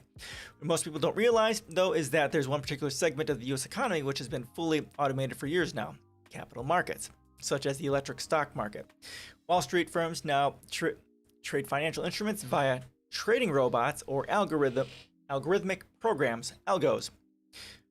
1 second for a Wall Street algo is a lifetime in human terms. High frequency trading algos make millions per trading day at the expense of investing public. Why? Because algos are programmed to react in nanoseconds to changing market conditions and news. In other words, stock market is rigged at the most, as most retail investors and traders are at the disadvantage in this marketplace. They don't get favorable pricing and execution. A recent Robinhood saga involving the ban to trade certain hot stocks like GameStop was a clear example of this deck stacked against non-institutional traders. Right, and that just goes more into, those who have the money and the power have more ways of gaining more money and power to exploit the system and keep the rest of us down. With great inequality comes more inequality. The debate goes on for years now, but I think we're overdue to implement a small financial transaction tax, FTT, on high-frequency trading. After all, if everyone pays for our common economic infrastructure, why should Wall Street firms be exempt? The revenues collected from taxing industrial robots and Wall Street trading robots, as well as new wealth taxes and inheritance taxes, would be more than enough to pay for UBI as preemptive measures against massive technological underemployment, and social turmoil. Yeah, so Bernie Sanders talked about the this tax here, and then I think Bill Gates talked about taxing robots. I find this one interesting. Like for every robot or AI or algorithm, whatever that replaces a job, should have a tax on it because of the loss of the job for the person. Yeah, wealth and inheritance tax. I talk about this in my policies too. You need to consider basically inheritances as normal income. And wealth taxes, basically I start with an 8% wealth tax. And then once we get rid of that wealth, then it becomes a part of their normal income, and then it gets taxed just like that. Use electric cars and electric buses without a driver. Once I rented a Tesla, everything was fine, but I was like, first time driver, I was shaking all over and did not go with my hands from the steering wheel and did not trust the autopilot. Although it was good, I heard now you have to pay for autopilot. Like, yeah, the subscription thing, that is annoying, but that's kind of the way, things are going, right? They want subscription for everything. That's how they keep the money coming in. You need unlimited, infinite growth and infinite purchasing. Yep. Everything is going to, your housing is effectively a subscription, right? 1 year subscription model.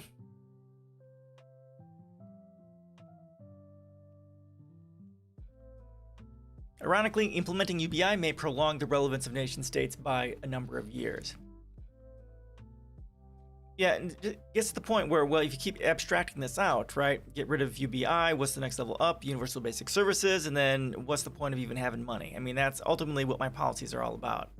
Money is the problem, creates all these issues, let's just get rid of it. And most of our problems will just go away. With the global pandemonium, we realize just how socioeconomically interdependent we are. We realize that we overcompensate those at the top at the expense of the general population. We realize that a sequence of inventions and innovations are encoded in the civilization development. If not Elon Musk, then another Musk would have appeared to manufacture electric cars. If not Jeff Bezos, then another Bezos. If not Mark Zuckerberg, then another Zuck would have inescapably showed up in the historical technoscape. Yeah, and this is exactly correct. I mean, before Musk came on the scene and purchased Tesla, right? I mean, Japan and other Focus. What was their hybrid car? They were already working on electric cars already over there. I mean, it's already been started. Japan's Toyota was already the Toyota Prius. They were already working on that. Imagine drunk autopilot. Let autopilot also take a breathalyzer and pass for a license. That would be convenient.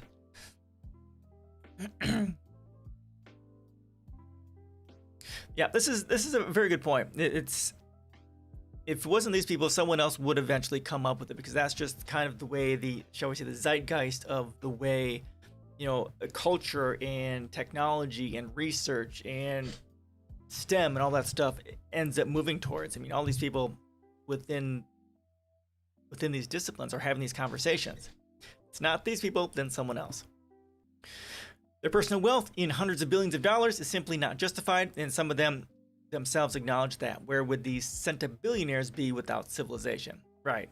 Your empire was built upon everything that came before you. You didn't build the schools, you didn't build the ground, the roads, the houses.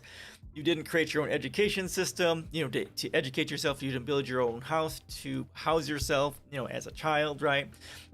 Everything that was created that you benefited from as a human being came before you. On the way to abundance, from classical capitalism to a post-scarcity, hyper-collaborative economic model, this is what we're talking about here, resource-based economy. This is exactly what I talk about right here, where goods and services are produced at near zero marginal cost in a new digital economy. UBI proponent Jeremy Rifkin argues that technological forces will inevitably displace employment, but at the same time will create conditions for an economic paradigm shift. Now, sure, the conditions may be there for it, but capitalists are going to stop it and fight it every step of the way, because they do not want to lose their millions and their billions and their power and all that sort of stuff. It will the number of lives that are going to be devastated by this economic shift and by the resistance to actually solving the problem. And the sad thing is, all these issues that we're talking about, all the problems, all the potential solutions, these are things we could be doing right now. We could have been doing these things for decades. None of the suffering has ever had to happen. Poverty, war, suffering is a policy choice. Jeremy Rifkin is the principal architect of the European Union's Third Industrial Revolution long-term economic sustainability plan, the best-selling author of 20 books on the impact of scientific and technological changes on the economy, the workforce, society, and the environment. According to Rifkin, the Internet of Things will connect everything with everyone in an integrated global network. Now, the problem with this is, now, this is something that does need to happen, and it'll give us an incredible amount of data. But the problem is that this isn't going to happen because you've got all these different systems, and they want to have their own set of data. They don't want to share the data. There's money in that data so that they can sell that data. Getting these various internets of things to work together won't happen as long as profit is the primary motive for it.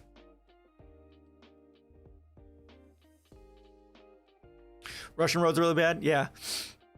American ones are bad too. Super bad.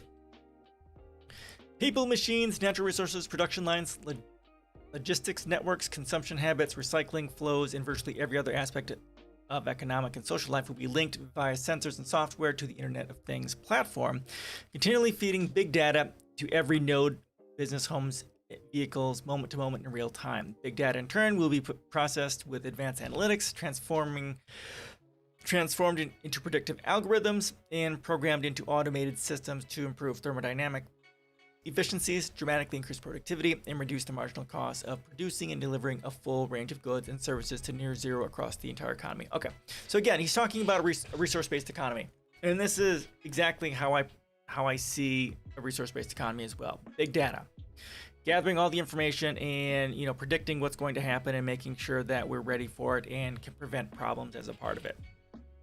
Again, this is not something that is going to happen within capitalism. It can't, because the level of sharing required for this means people have to, every single company and city and state and country has to share their data, and it's not going to happen because competition.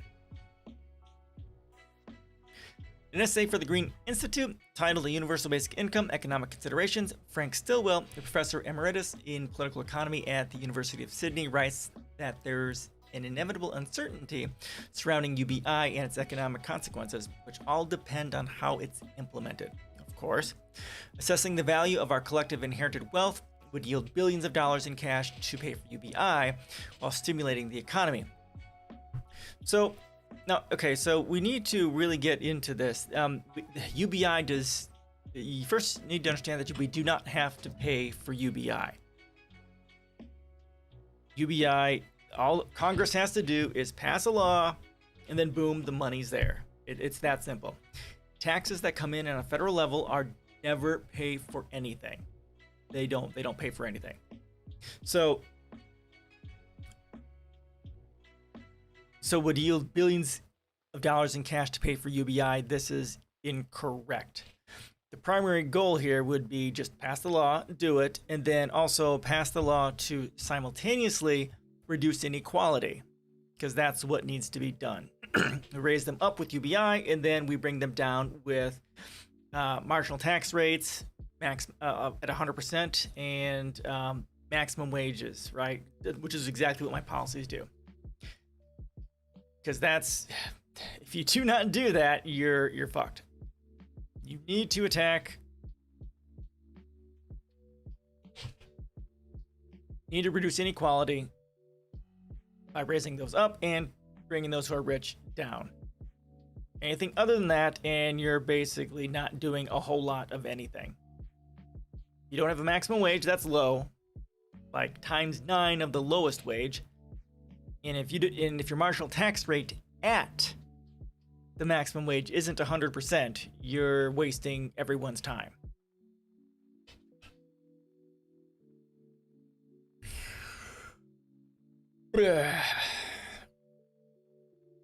Currently, those who benefit most from our socially built assets pay almost nothing to use them. Yep, we've seen those ProPublica article on that, which is pretty fucking ridiculous. But that needn't always be the case. We could charge for using key components of our legal and financial infrastructure, for example, modest transaction fees on trades of stocks, bonds, and derivatives could generate more than $300 billion per year. Such fees would not only generate income for everyone, they discourage speculation and help stabilize our financial system. Okay, sure.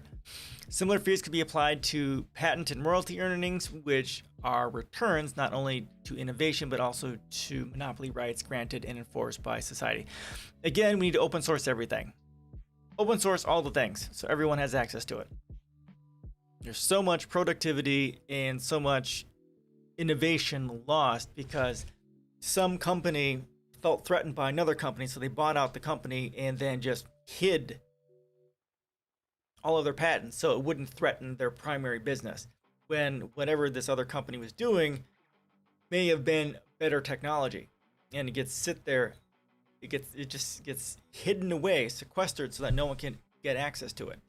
How much have we lost as a society, as a civilization, because of the harms of competition like that? I mean, it's devastating. Devastating how much we've lost.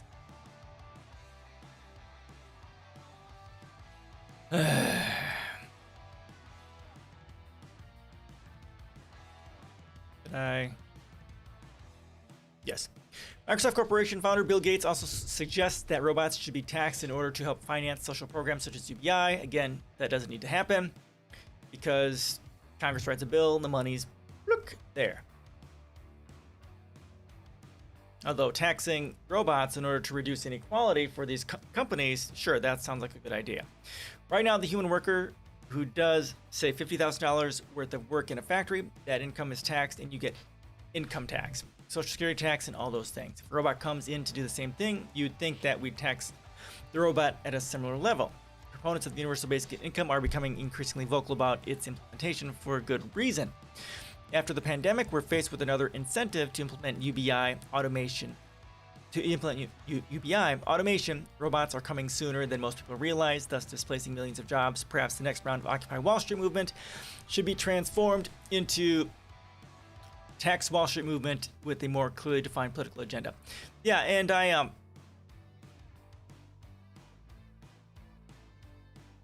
in my one blog post over here, when I was writing, answering questions to a political, a capitalist apologist. I specifically talk about the issues of technological unemployment, and that is right here, not Discord. So if you want to read, no, one more. If you want to read about that, I think I talk about that in the front. That's in this post here.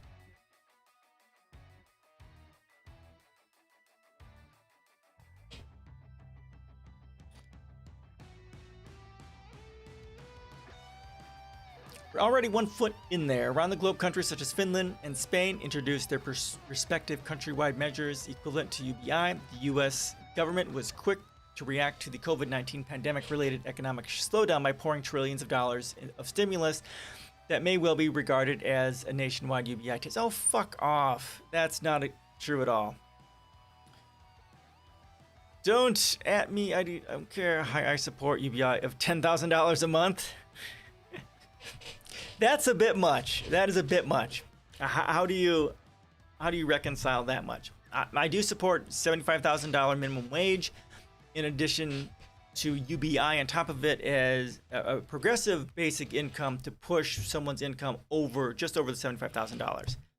Yeah, $10,000 a month would be mind-boggling.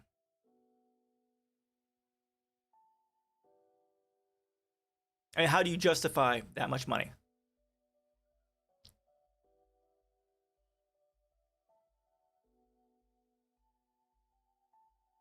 Why $10,000 a month?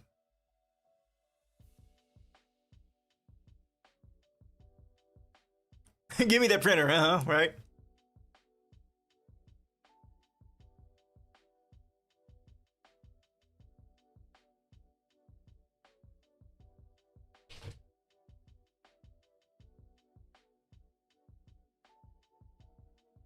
Okay.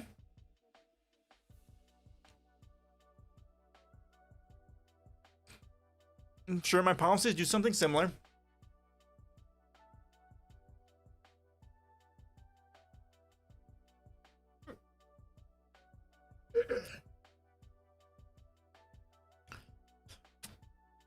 So you're starting with lifting everyone up. That's good. Now, does that mean even the rich people get access to it? Oh my God, excuse me. So it's $120,000 a year for rich people. Now, I know rich people can turn that into a lot more money.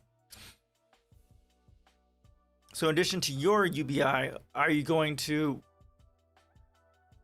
bring the rich, are you actually going to reduce inequality by bringing down the rich, by making them less rich too as a part of that?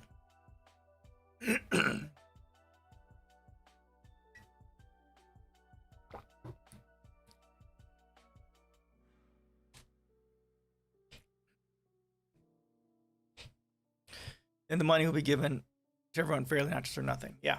So I have something in here in my policies as well. I use a minimum wage of $75,000 and a maximum wage of 9 times that, which is $675,000. But then I also have the maximum wage or the marginal tax rate at the maximum wage as 100%. $670,000 is a lot. It is a lot. That's a crap load. Well, here's the link to that section of my policies. So here, I'll show you how it breaks down. So we can still kind of go back and forth on the the numbers here, but ultimately, progressive basic income, you get maximum at the lowest, and then you get less and less as you make more and more money. Now, someone who's making EU taxes, right? But someone who's making $675,000 would basically get 100% tax rate at that rate. So the total take home is about $243,000. So effectively, the actual differential is about ×3 of the lowest, which is about $80,000. So you have the progressive tax rate going up. basically, if you are needing government support, you shouldn't be paying any taxes. It's just kind of a waste. And this is your total take home. Where's the lowest taxes? Nevada. Well, that's yeah, they have no income taxes. Yep. Some states do have no state income taxes, but they still have to deal with, of course, federal income taxes. And almost every single one of those tend to be Republican states. And they tend to have problems. Although they may make it up in other ways. So yeah. So you have a high minimum wage, $75,000, maximum wage of $675,000, and then maximum marginal tax rate at 100%. So this keeps the income spread from the horrific 347 to 1 down to ×3 of the actual take home. If I look at it here, it's there in my policies. Oh God, yeah, that's in my thing. Wealth tax, yes. Wealth tax. I don't have this down perfectly. So progressive basic income is here. How can be implemented? Progressive personal and corporate tax rates of 100%. Get rid of tax caps on for all things. Investment transaction taxes on stock trades, bond trades, derivatives. Progressive net wealth tax of up to 8%. This is primarily going to be used in inheritance taxes up to 100%, just like inheritances will be considered just as income. It'll follow the spreadsheet which I just showed you. So yeah, essentially you have 8% wealth tax, and then you get that, use that over, like 20 years to grind down their wealth to basically nothing. Then eventually that all becomes just brought down to income. Yeah, if someone inherits $1 million, well, let me bring it up here. Yeah, no one should be inheriting that much money. That's fucking stupid. So, if they're making $50,000, right, and they inherit $1 million, well, they're gonna get about $243,000, and then the rest of it's gonna be taxed away. Again, the point. Just the very concept that anyone is making $1 million. Okay, you see it? Okay, good. There you go. So basically, inheritance is considered income, and then you just tax it at that rate, and then move on from there. And then also just the very existence of someone that has $1 million shouldn't be a thing under this system, period. That's what we want to prevent. Which place in the United States can be considered one of the best? It all depends on how much money you have. I mean, any place you make can be that. Wisconsin's pretty amazing. I mean, well, except for the fucking Republican legislature, that's a bunch of fucking garbage. It's pretty. I'd probably start with Vermont. Vermont's pretty, although it's a coastal city. Eventually, that's gonna have to deal with climate change. But barring that, Vermont is pretty. That's where Bernie Sanders is from, and they've got a whole bunch of good stuff there going on there. Yeah, I'm not sure. Lots of nice places if you have the money.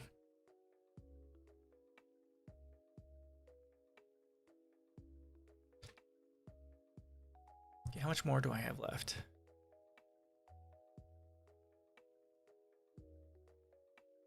Not a whole lot. All right, good. We'll finish this.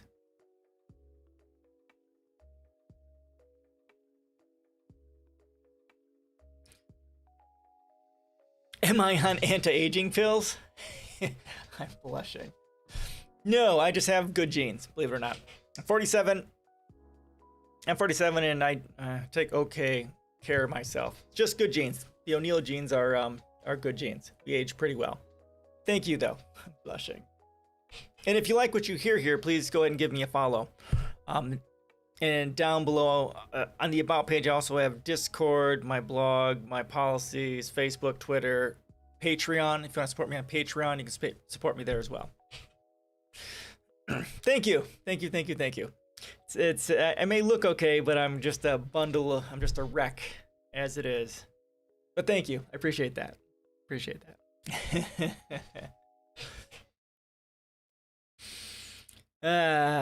Let's see here. So yeah, so here, the trillions of dollars that they poured in as stimulus, most of that went to the corporations, the bailout, the airlines and stuff like that. The people didn't receive those trillions of dollars. So they need to check their math there. The next step would be to make the stimulus check a permanent feature of the recovering economy and to make a smooth transition into a full-blown UBI program. Backing from this achievement would be a step backwards. So I think the Biden administration is making the child tax credit of sorts. It's like $250 per child. I think they are making that at least a long-term thing. So it seems to be like a step towards this sort of a thing. You can only hope. A future scenario like in the movie Elysium 2013 with Matt Damon, where the majority of humans live a subsistence level income funded by the outputs of robotic labor force, while a 1% upper class, those in control of the robots, build their empires and reach for the stars, and not exactly appealing unless you're a sociopath. Technology alone won't create a post-scarcity future. If we don't make the course corrections, we could end up like the greedy Ferengi in Star Trek, who charge money for the use of their replicators instead of making them available to everyone. In fact, these Elysium and Ferengi scenarios, as well as other sci-fi, hint to our current economic distribution system in the caricature form. Yeah, so what I use in my policies is the okay,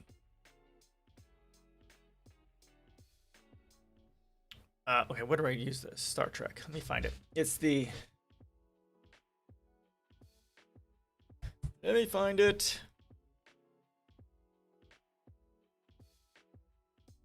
Okay, it is here. I look like a sophomore turned gray early. Well, I did start going gray early, so that's part of it. Thank you. Thank you, thank you, thank you. Here we go.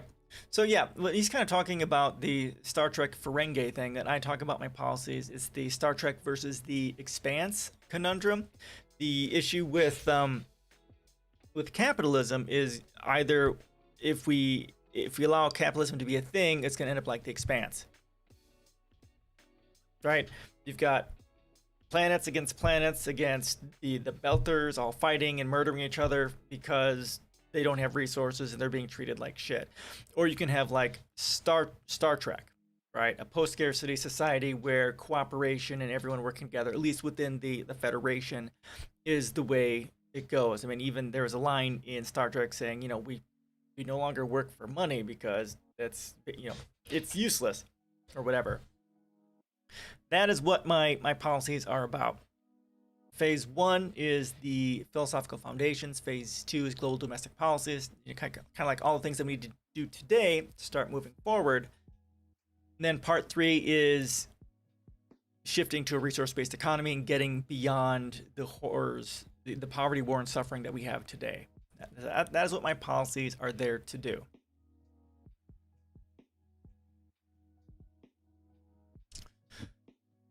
Okay. Right now, humankind resembles a toddler superorganism wearing a sock and a shiny sneaker on its right foot, while the left barefoot must walk on the dirt. The absurdity of a purely capitalist system will only become more and more self-evident with each and every passing year. Climate change, coronavirus. What we're now witnessing is the late-stage capitalism, is socialism for the elites and capitalism for the rest of us. Or socialism for the rich and rugged individualism for the rest of us, for us poors, for us peasants. So far since the start of the global pandemic, the government liquidity infusion ended up funneled into a whopping 1.1 trillion asset appreciation for the mega rich in the US alone and strengthening of their oligopolies. However, some of that capital appreciation may return in the form of new wealth taxes. Yeah, right. Which implemented to benefit local communities. Most importantly, with UBI in place, we might unleash an unprecedented wave of innovations and healthy competition from startups, since thousands of freshly baked innovators, say like Elon Musk, would focus on their inventions rather than on making a living. Yes, this is a good thing. But again, UBI. Have I considered moving to a state? Not really. There isn't really much of a point. If I was going to move, I'd move to a different country, like Sweden, Norway, because that's what I would do. My state's fine. It's beautiful. It's full of fucking right-wing asshats who control the government. But there's assholes in every single aspect of government. Just that having that power makes people assholes.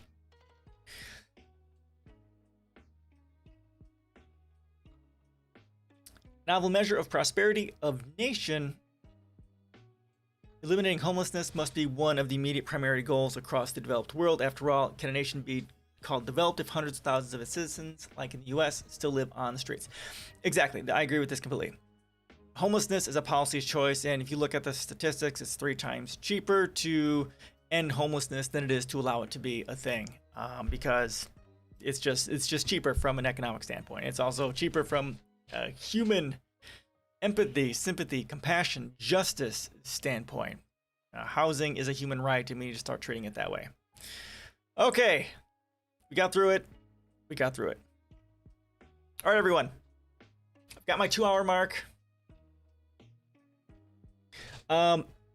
Any last minute questions, comments, or thoughts before we call this a day? And then, yeah. Don't at me. If you haven't already followed me, please go ahead and follow me. My next stream, yes. So I stream on Tuesdays at 5 p.m. Central, Thursdays 5 p.m. Central, and then Saturdays at 3. I have one. I wanted to do YouTube videos on this sort of stuff, but for me, it's about sitting down and writing the script and getting it done. For me, that's a slow process. I've thought about not doing it that way and just going out there and doing it, but that makes me cringe. I thought about taking my YouTube or my live streams and cutting those up and putting those out there. That might be one way of doing it. But yeah, I don't know. I got to do something more. 10-minute videos. Yep, that's kind of what I was aiming at. Yeah, 10 to 15 minutes, because it's getting through some of these individual topics is important, but it's sitting down, getting my thoughts together and talking about it. It takes an incredible amount of thought to even consider doing it, which is why I blog. I blog mostly, although I haven't done a whole lot since then. So that's why I also have my policies too, so I can put all that stuff out there. But yes, I do need to do videos. I just have to figure out how I'm going to do it. That's the hard part. So yeah, my YouTube's up there as well. Right now, all that's currently there are my live streams. I am going to be putting out Warhammer 40k Battle Sector playthrough. I don't know if you've played any of that. I've got that coming out. I've got the first 7 missions recorded. It's a 19 mission game, so I'll be having that coming out. And I might actually do Humankind as well, which just came out this last week or two. But those are easy to do because it's not politics. Although I do want to do some level of political videos out there.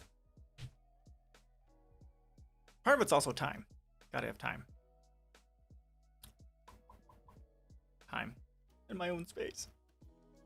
Governor Bill Lee, Tennessee, said that parents know better how to raise their kids. We talk about COVID stuff like masks. What do you think about this? Well, no and yes. I mean,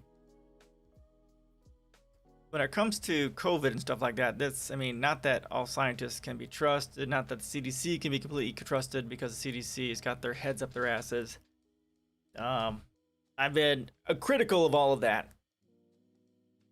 I'm a bit torn on the parents know better, especially in this country where there's been a 50-year assault on our education system. And then with spiraling levels of inequality, it makes people brain damaged. So got people with high levels of inequality creating high levels of sociopathy, racism, tribalism, and all that sort of stuff. And it makes it difficult for any individual in this country to be trustworthy.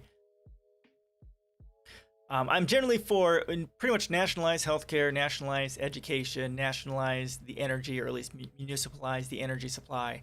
and go from there. I mean, honestly, if you want to see how COVID should have happened here in the United States, go to New Zealand. How Jacinda Ardern handled it is exactly what every single motherfucking country should have done. Now, obviously, New Zealand is in a much better position than most other countries because they are an island. So they can have much more critical control over who comes and goes into the country, and they can much more effectively control breakouts and that sort of a thing. So,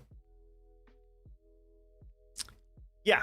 What we should have done is what New Zealand did. Should we really force our kids to wear masks? Well, if you don't want them to die, yes, we should. We wouldn't want... not a big deal, though. Wouldn't hurt to wear one. But if we talk about the vaccines to kids... Well, we've been giving vaccines to kids for decades. I mean, just when shortly after they're born, they get a whole bunch of vaccines. MMR, measles, mumps, rubella. There's like 10 different vaccines they get. Polio, right? And this isn't really that much different than any other vaccine that our kids are required to have just to even get into school. You know, people are just fucking freaking out about this. And I get it. I do. I mean, I don't trust the CDC or the FDA either. But you know, vaccines are necessary to help people from dying. And part of the reason why people are freaking out about vaccines is because we don't trust corporations.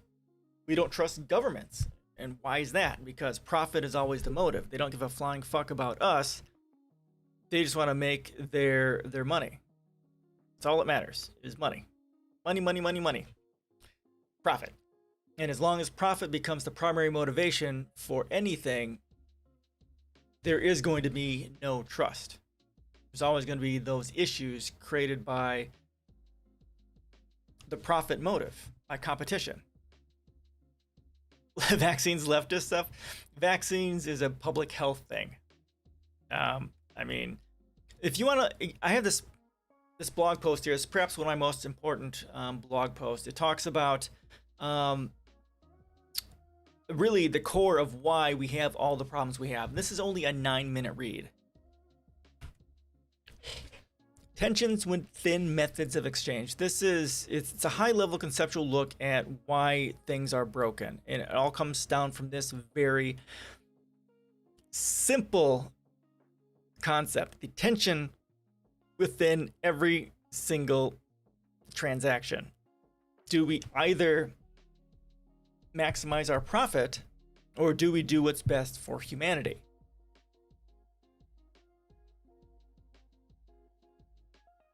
When you go for a job, go to buy something, looking at how you're going to make a product. Are you going to cut corners so you can maximize profit? Right? Maximize your profit for yourself or your tribe ends up with competition, exploitation, psychopathy. Whereas if you try and do what's best for society, that becomes cooperation and eco-humanism, compassion, empathy, interdependence. This is what our system does. And if you want change, and this is what it rewards. I seem to be an adult, but I'm afraid of injections. Yeah, I don't like needles either. I fucking hate them. Yeah, I don't like them either. I don't get the flu vaccine every year because I fucking hate needles. But, you know, with COVID-19, especially because I have a daughter, and the B117 British variant was here, which is supposed to affect children more. And then, of course, the Delta variant here, which is deadly as fuck. I definitely got my shot. Definitely. Not going to look back. So when your society and your economics rewards this, then this is all you're going to get. It's going to be very difficult to get over here because your socioeconomic system does not reward cooperation, does not reward interdependence in our society, the interdependence of humanity with itself and with society. This is it right here. It's that tension that causes all of that problem.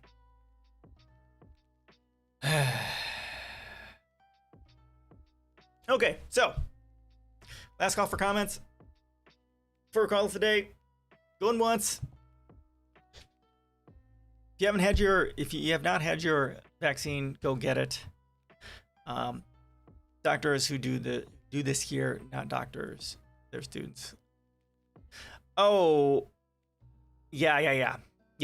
When I got my first shot, they were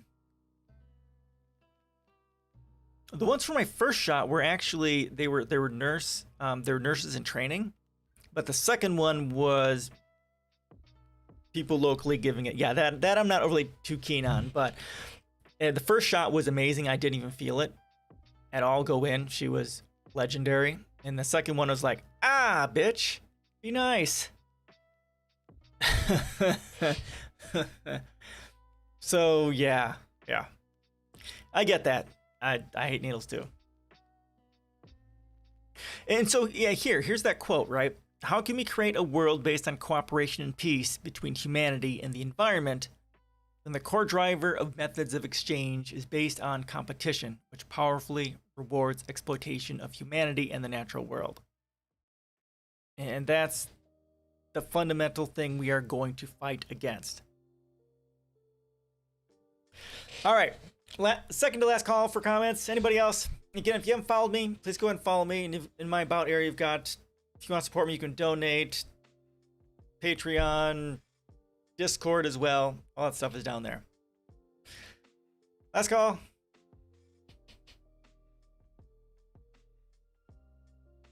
Thought the vaccine has chips. Oh, really? Your great-grandfather thought they had chips in them? Oh, that's crazy. Crazy. They're the devil. The devil. Yeah, it just drives me nuts. I get the anti-vaccine hysteria from some standpoint, but just the thought that there's a microchip in there to follow you. I mean, you've got phones. They've got your Facebook. They don't need a chip in you to follow you. I mean, that's just ludicrous. That is so much extra work with a high rate of failure. It's just ridiculous. Well, exactly. It'd have to be like a nanite level chip. I don't know. It's crazy. It's crazy. All right, guys. Thank you so much for gifting me with your time. I really do appreciate it. Some great conversations here today. Everyone, have a great week. Again, I'm on Thursday at 5 p.m. U.S. Central Standard Time, and then Saturday at 3 p.m. Central. Yeah, day, night. Yeah, you too. You have a great night. I know it's nighttime for you, or morning, early morning. Everyone have a great night, great week, and we'll see you guys next week. Or sometime later on this week. I can't even talk straight. Peace.